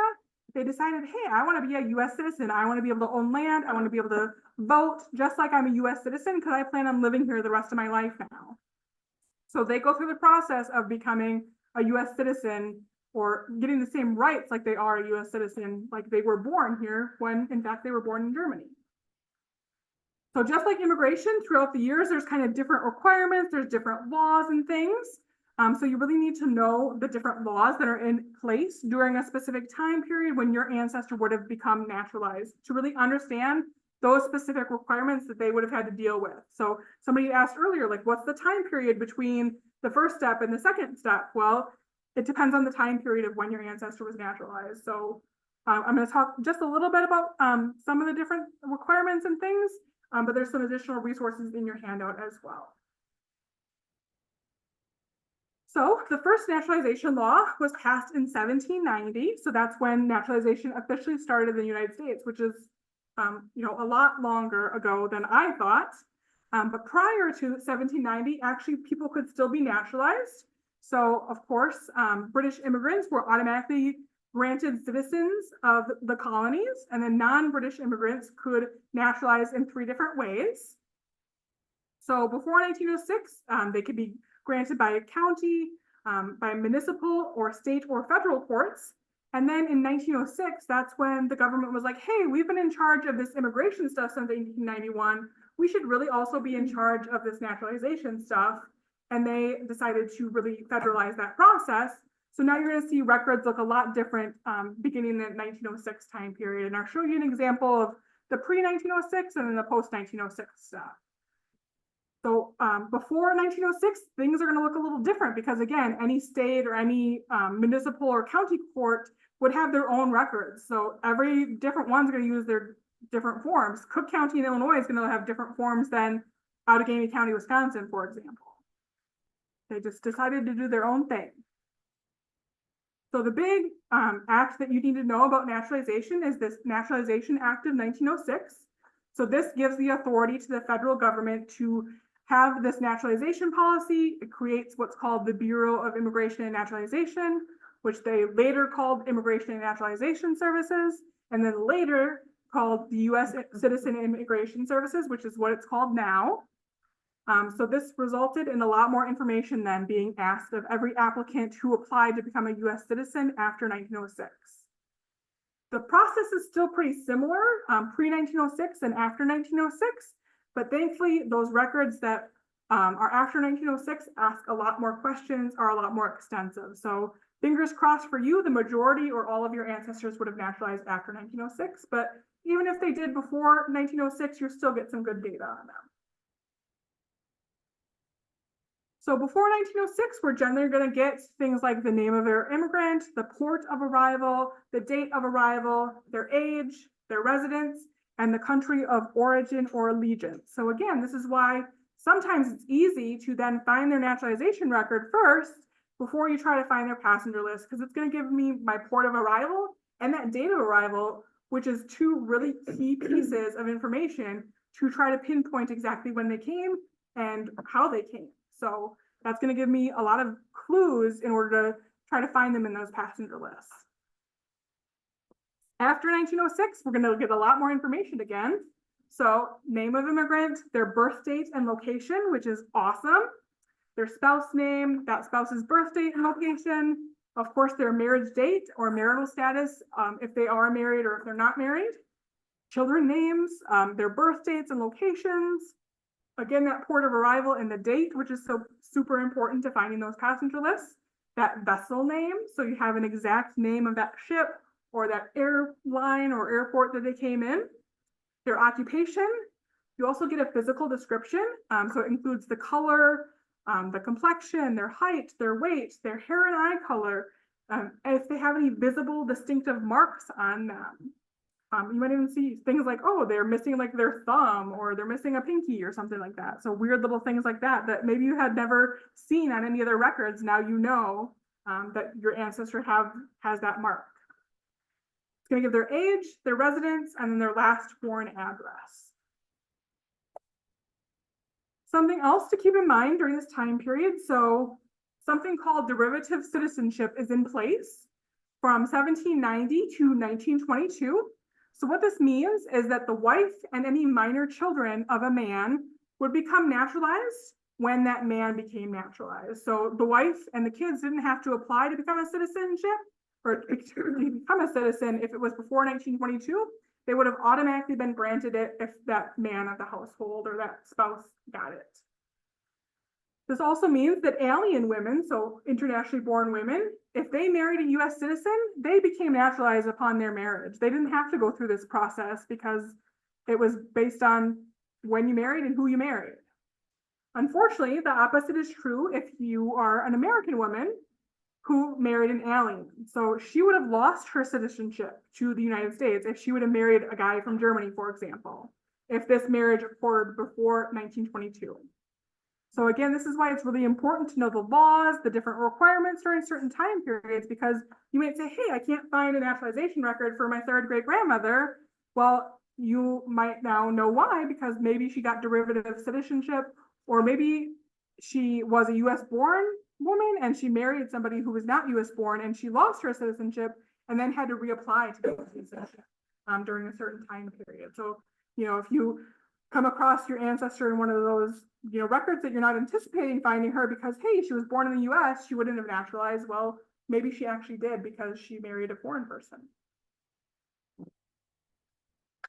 So how do you know if your ancestor was naturalized? Again, we're going to look at some of the clues. The census is the best area to go for the clues. Like we had mentioned earlier when we were talking about immigration. I want you to choose that most recent census that your ancestor would have been in before they died. But if you look at the 1920 census, that's going to have the exact year that they were naturalized, which will help you hopefully be able to find their naturalization records. Again, might be off a few years, so give a little bit of wiggle room if you don't find them in that exact year. And then from 1900 to 1950, we're going to get those questions in a certain column about their naturalization or citizenship status. So You get those same codes, AL, PA, NA, NR, or UN. Again, unfortunately, the 1950 census just asks yes or no. We don't get any details on if they're partway through the process or if they're all the way through the process. Unfortunately, the censuses before 1900 don't ask. So you need to check those naturalization records where they were living at that time and see if they're in those naturalization papers. Unfortunately, we don't know for sure if they were. I mean, not everybody did it, or they might have started the process and then never finished. So we don't know until we look. You're gonna be 18 or 21? Yes. Or they would have gotten it under their father if they were younger. If they were minor, they would have gotten it under their father if their father decided to become a citizen. If they came obviously with their father and then their father didn't naturalize, they could have gone through the process once they've reached adulthood. So it wasn't required, of course, for that father to have naturalized, but. So there's a whole process for naturalization. So there's lots of different records that are created through this process. So we're going to kind of go through a little step by step. The first step is filing a declaration of intention. Then they file a petition. Then they get their naturalization certificate. There's also some ancillary or miscellaneous documents that might have been completed with your ancestor depending on their certain situation. And then of course there's going to be indexes to these records. So we're talking through all of these different records. Keep in mind, again, these are typically filed in the county in which they lived. But if they would have moved at any time period during this process, because sometimes this process took a really long time, they could have records in more than one court. So maybe they first lived in Illinois before they came to Wisconsin. They could have records in Illinois and records in Wisconsin. Thankfully, the local clerks of courts usually maintain these records, but some have also transferred them to research repositories at a state level or at a regional level. So for example, Wisconsin, our records all go to what's called an area research center. These are the different UW campuses all around the state where certain campuses cover certain counties. Thankfully, all of these naturalization records are also coming online. So sometimes you don't even have to go to these repositories. But if you look at Wisconsin, you can see the state's kind of broken up into all these different regions, essentially. Where all these stars are is where a UW campus is. So you can see this star is UW Green Bay, this one's UW Oshkosh, and then the counties around it, those are where those records are held. So UW Green Bay has all these green counties, UW Oshkosh has all these black counties, for example. So you would need to know what county and then what area research center is if you're researching in Wisconsin, or fingers crossed, they've been digitized and they're online on Family Search or on Ancestry.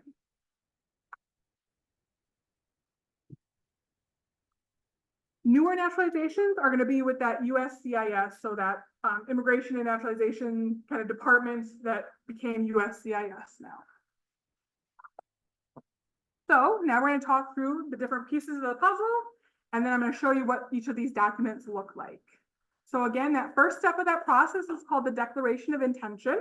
This is also sometimes called first paper, so you'll see that little notation perhaps in the census because it's the first step to becoming a citizen. So this is essentially just a declaration or an oath asserting, hey, I intend to become a citizen. I will support the Constitution and I'm going to renounce all my foreign allegiance to that former king or that former emperor of that different country that I came from. The forms, again, are going to vary depending on the different time periods that they would have filed these declarations and the different locations, but they're usually going to feature the name of that person, the foreign ruler whose allegiance is being renounced, the date that they filed the paperwork.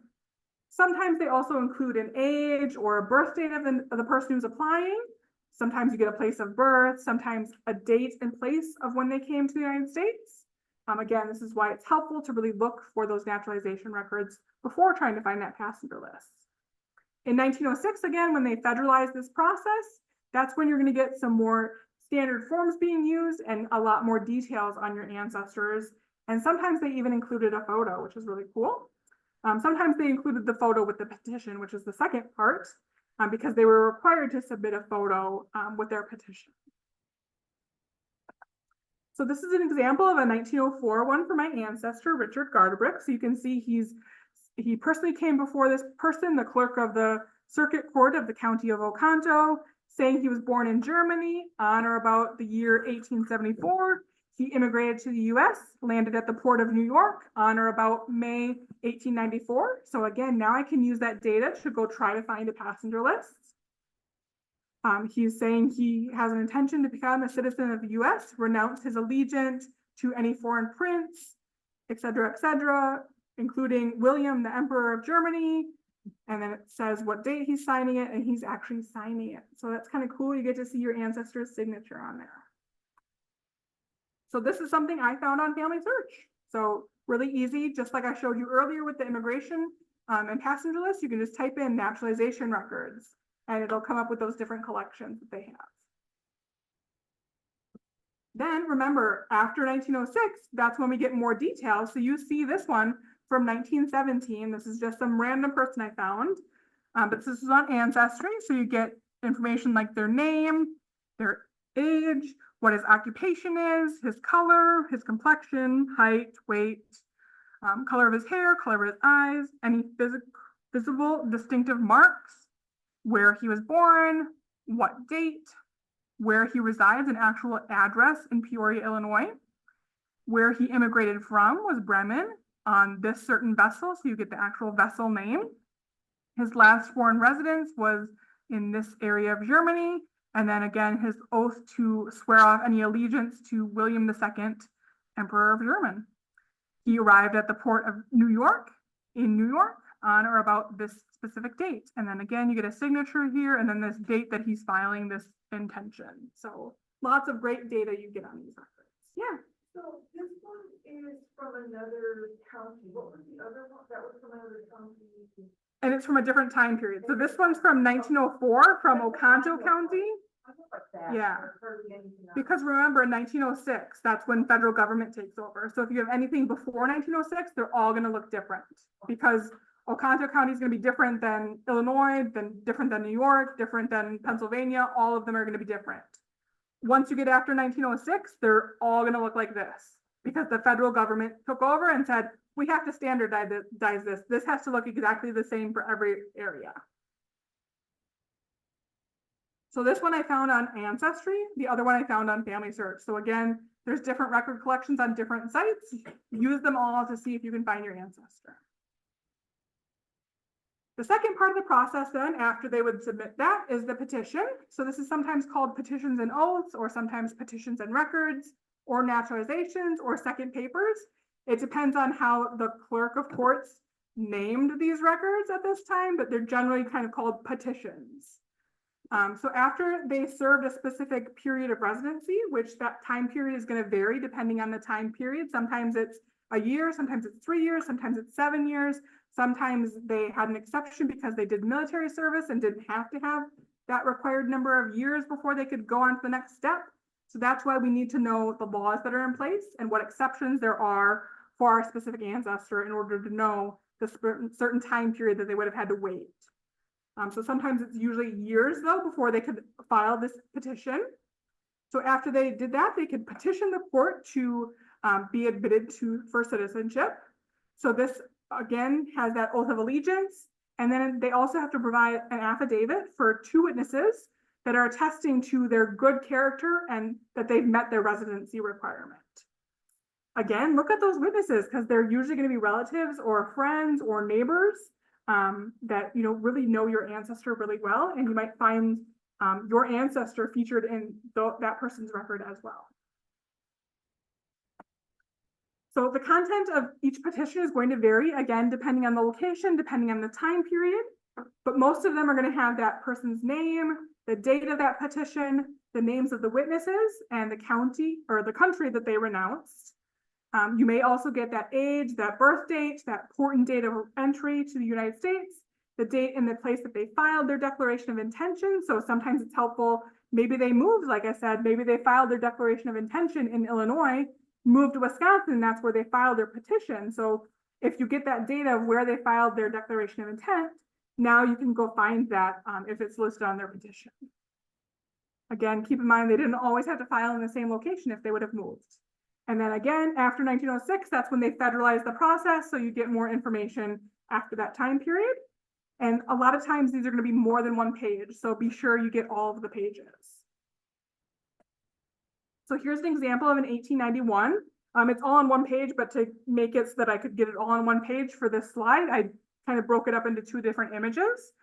But you can see, again, this is a petition giving their name, how old they are, where they're from, who they're renouncing their allegiance from, what port they arrived in, approximately what month and year, and then where they would have filed or their declaration of intention, things like that. They would have signed it.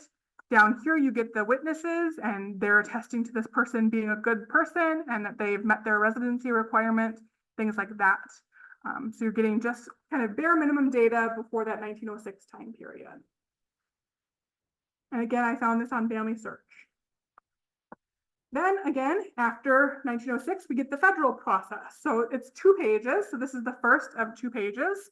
So you see an oath of allegiance, which is kind of basically repeating their same stuff on the Declaration of Intent. You get the order of a court admitting their petitioner. There's a spot if they would have denied that petition, or if there's other things that, hey, we need to investigate you a little bit more, you might get some notations down here. If they had to have more than 2 witnesses for whatever reason, there would be information down here. You get a certificate number if they did get naturalized and a date of when they got naturalized. Again, this is only the first of 2 pages. So if you pull up the second page, this is where you get all the good data on the second page. So this is kind of in 2 parts because it's so large. But again, it's going to show you some physical description of this person, the name, where they reside, what their occupation is, when and where they were born, when they immigrated and where, what port they arrived in, what ship they arrived in, where they would have filed their declaration of intention. This person's married, the wife's name, where she was born and where she lives. They've got 5 kids. They've all listed here with all of their births and where they were born, where they now live. Again, announcing allegiance to give up that allegiance to the Emperor of Germany. And if we scroll down to the bottom part of the page, that's where we're going to see more information on when they would have filed their petition and signature of that person. And then this is where they have those witnesses that would have, again, attested to how great of a person that they were and that they would have lived in the country and fulfilled their residency requirement. Yeah. So, if you were married, become naturalized, none of these papers exist, correct? What do you mean if you were married? So if your husband is here, you came over to marry him, your naturalization would automatically occur with you. Yeah, if you're a woman who was born in a different country and you came here and got married to somebody who was born in the US, you would have been granted your citizenship. So you would not have this. Nope. Your marriage would be, you're now a citizen. Okay. But this is improved derivative citizenship for everybody. Yeah, so you can see now, well, technically Mary and all the kids were born in the United States, so, but she could have lost her citizenship if, you know, during the certain time period, she could have lost her citizenship. If he wouldn't have gotten approved to get his citizenship, she could have lost it because she married somebody who was born. So if a woman married into it, how could she prove it? Other than her husband? Yeah, that's how you prove it is your husband. Yeah. Unfortunately, this is the time period where, you know, women, you go, your husband's property essentially. So anything that your husband does, you're kind of tied along with them. And same with the kids if they're minors. So if a couple immigrated to the US and the husband died before he did his naturalization papers, as a widow, could she become a citizen or not? In most cases, I believe she probably would have married somebody else because again, that depends on the husband's status. So if he died and wasn't a citizen and was in the process, I don't think she could have completed the process without him, depending on the time period. So at a certain time period, of course, women could become citizens on their own without needing to have a husband to do it for them. But it depends on the time period. So probably the easiest route would have been getting married to somebody else. All right. The third step and the final step of the naturalization process is they get a certificate. So this is what they actually receive once they officially gain their citizenship. So again, prior to 1907, we have standard certificates that aren't being used. So you're going to see certificates. If you see any of them, they're going to look different.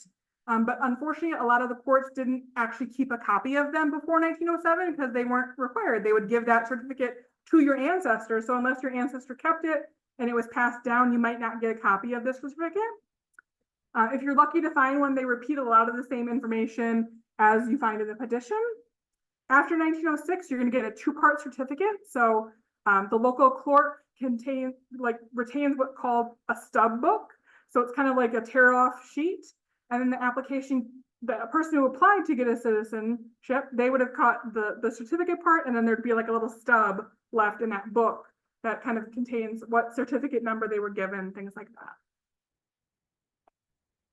So here is one that I found from 1891 that has their certificate of naturalization. Again, we're getting a lot of the same details that we got on the petition with their name, when they came to America, when they are officially granted citizenship, they're renouncing their allegiance, who their witnesses are, et cetera, et cetera.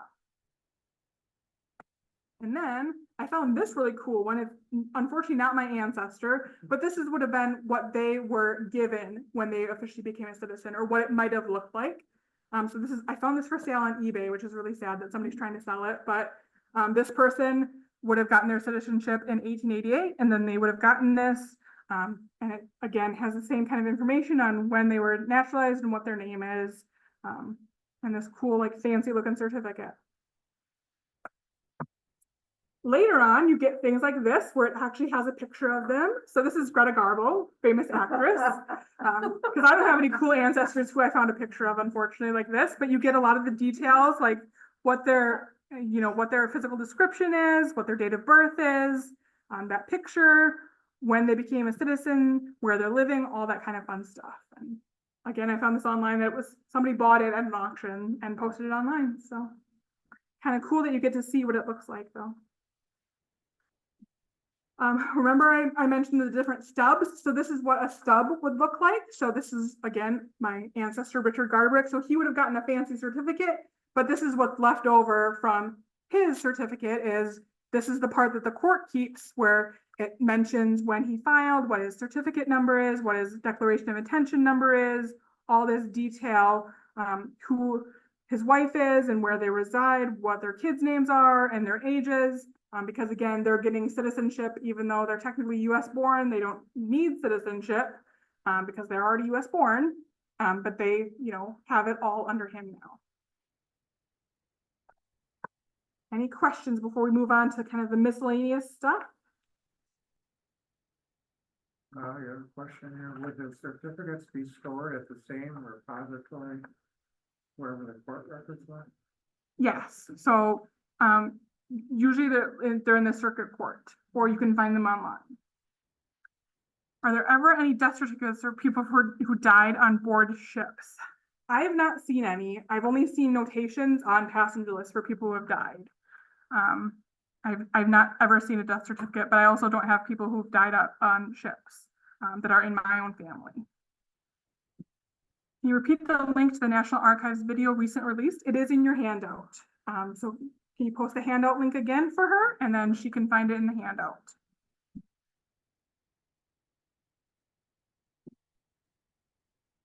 If you have problems getting the handout, feel free to send me an email. Stilp@apl.org is my email.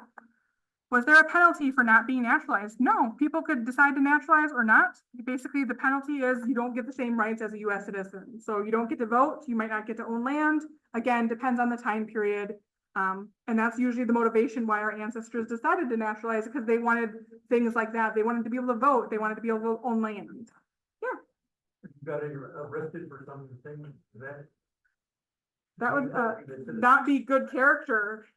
So that might get you denied for citizenship if they knew about it. All right, so there's a couple other documents, depending on the process your ancestor would have gone through. They're a little bit more rare because, again, your ancestor would have had to maybe been looked at a little bit harder in order to go through the process and get granted their citizenship. Or maybe they were denied citizenship, so you might find them in some denial records. Maybe they had to have different witness statements because maybe there was somebody who moved and they had to get a witness statement from where they originally lived, or there was something that was a little fishy on their application, so they required additional witnesses. Maybe there's a repatriation record for those women who are trying to regain their citizenship after they married that foreign spouse and then they legally could become a citizen. Maybe there's expatriation records, meaning they lost their citizenship for some reason. Maybe they did something naughty. So again, lots of different miscellaneous kind of ancillary records. What you find, if anything, it's going to vary depending on the unique situation that your ancestor would have been in and why they would have had to have these special records. So maybe you'll find an interesting ancestor who did something that needed some extra records. So for example, one of the brothers of my direct ancestor lost his citizenship. So I found some extra documents on him talking all about how after he became a US citizen, he decided he was going to move to Canada and become a Canada citizen. So he, of course, then lost his US citizenship because at this time period, you couldn't have citizenship at more than one country. So it talks through the whole process of all this stuff. There's a lot more records than just these two, but it's an example of all the different interesting things that you can read to figure out what happened and how he lost his citizenship and when he moved to Canada and all that fun stuff. Got a comment here, not a question.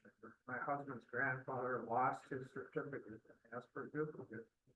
And then he got a duplicate, big stamp on it. Yeah, so if it's more recent, they might be able to get a duplicate, but to get a duplicate of your ancestors one, I don't think that they would do that unless it's been preserved somehow. So of course, there's going to be indexes to these records. They're going to hopefully lead you to your ancestors' documents, but they're going to vary depending on the county or the state or the various time periods. There's usually kind of 3 different types of indexes for these records. What's called a card index is kind of like a notebook card, that's like a 3x5 notebook card. Or you could get a bound index, so it's like these huge bound volumes. Sometimes they're separate volumes for the index, sometimes it might be in the front of or the back of the naturalization documents. Or you might get lucky and have electronic indexes where you can do a keyword search for your ancestor's name and then easily pull up those records about your ancestor. You might find one of these, you might find all of them for your ancestor, all these different index types. They may not be in exact alphabetical order, so that's something to keep in mind if you're actually looking at the physical indexes or digitized versions of those physical indexes. So typically what they would do is they would group all the B's together, so it's kind of alphabetical order, but they would be chronological. So you'd get like John Brown, who naturalized in January 1858, and then it would be Joseph Barnum, who naturalized in July 1858, and then it would be Joe Bates, who naturalized in January 1859. So it's not exactly alphabetical. It's like alphabetical by the first number, but then it's chronological. So don't think, oh, my ancestor isn't here because it started with Brown and his last name is Barnum. He might be in there. It's just chronological at that point. Is that research center at the UWGB library? Yes. Yep. So for Outagamie County, yes. So some archives do have searchable indexes even within their sites to records that are offline. So for example, UW Green Bay also has an index online. So if you go to the UW Green Bay archives, if you are looking for an ancestor in one of those counties that UW Green Bay covers, if you come in here, you can see what available indexes first to see, hey, what citizenship records are indexed in here. So you can see Calumet County, Brown County, Kewaunee, Manitowoc, Outagamie, not Shawano County. So if you're looking for a Shawano County citizenship record, it's not going to be in this index, but you can type in their name here. So I could do Smith and then search. Oh, I probably did way too big of one and it's going to take forever now. I should have thought about that.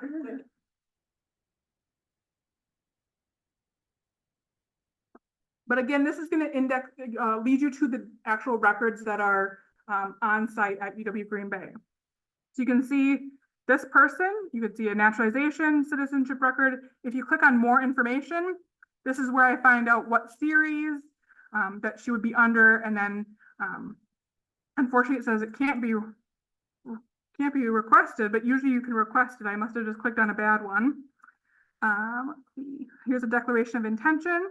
So this is going to give me a certificate number, a series number. I can even order it if I don't live or don't want to travel to UW Green Bay. It is $10 though for everyone, which is kind of a bummer. But at least will lead you to where this person's record is if you're not able to find it online anywhere.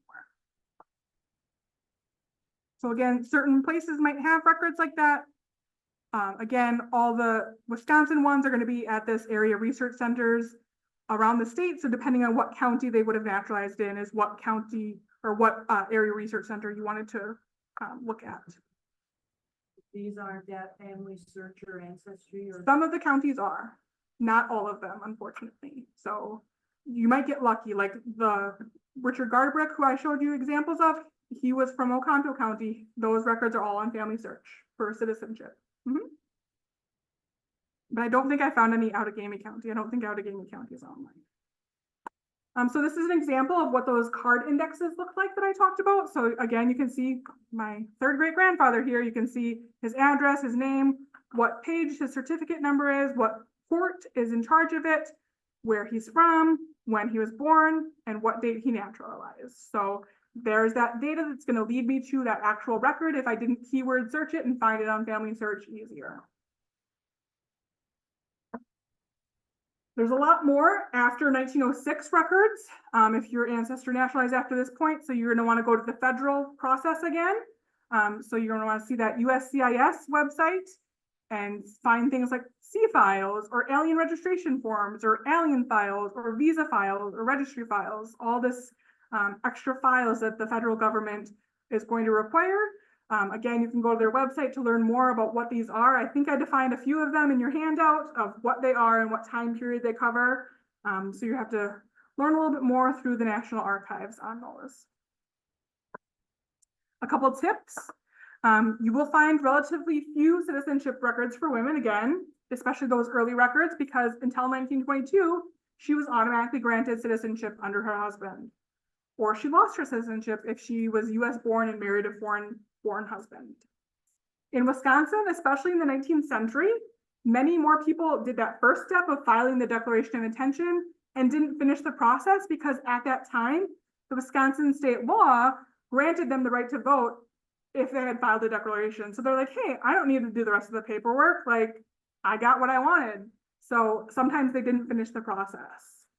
Unfortunately, once the federal government took over the process, though, you needed to do, all the steps of the process in order to get that full citizenship in order to vote. Other states, of course, might have similar laws. So again, that's why you want to look at those different laws, what the different requirements are during the different time periods to figure out what process and what time period and what length of waiting they had to do between the different steps. Again, keep in mind, they might not have ever filed for citizenship. They didn't have to. Or maybe they only filed that declaration and then didn't go any further, or maybe they died after they filed the declaration and never got to finish the process. Because again, sometimes there's that waiting period between the first step and the second step where they had to wait several years. So the websites for locating these naturalization records, again, are going to be those major four that we already talked about. So Family Search, Ancestry, both the library edition that's available in library use only, or that paid edition if you have a subscription, or if you have a subscription to MyHeritage or Find My Past, there's also some naturalization records there. Heritage Quest, you have some limited indexes on there and some records from other countries and a few counties in the US, but they're mostly indexes for naturalization records. Fold 3 Library Edition also has some naturalization indexes, so this is completely free with your APL library card. It is only for Appleton Public Library people, though.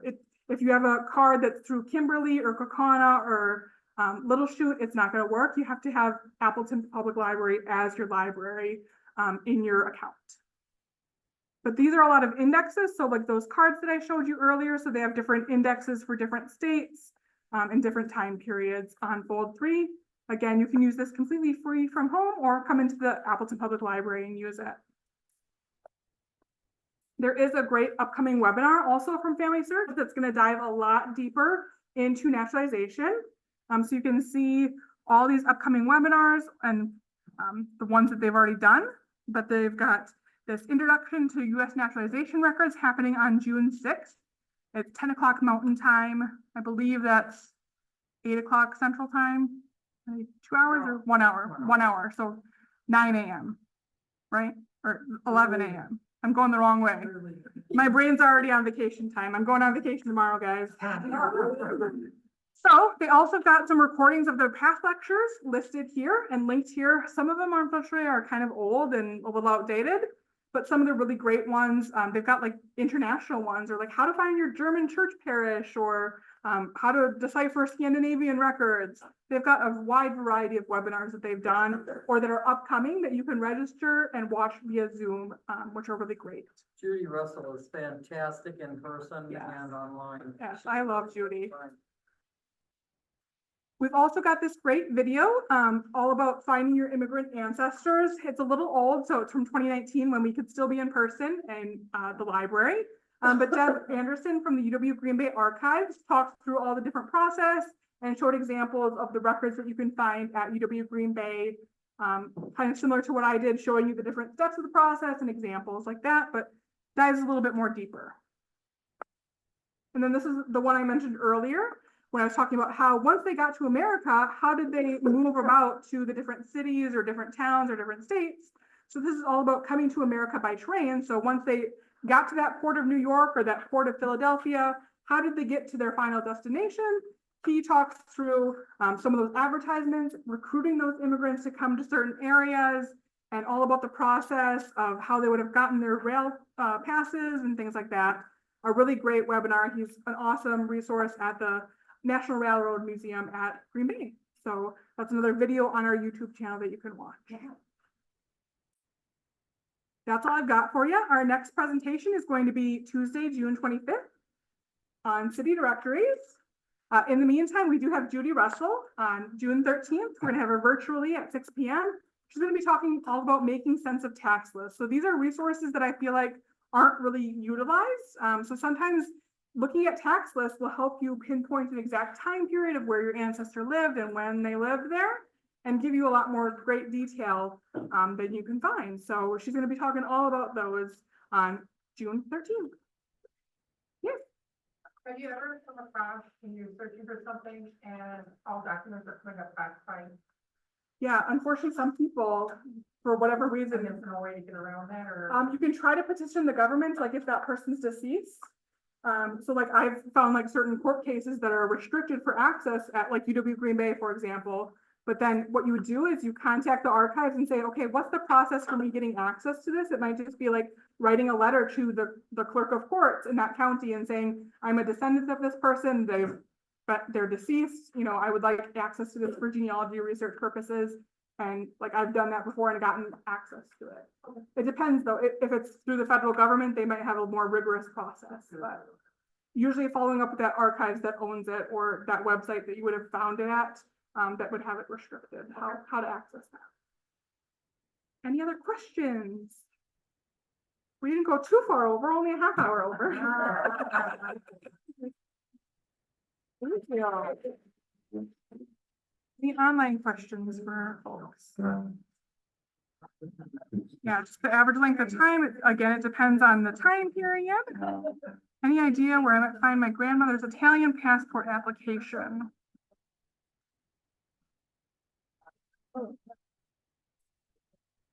I'm assuming it would be with the federal government. So I would follow up with the National Archives.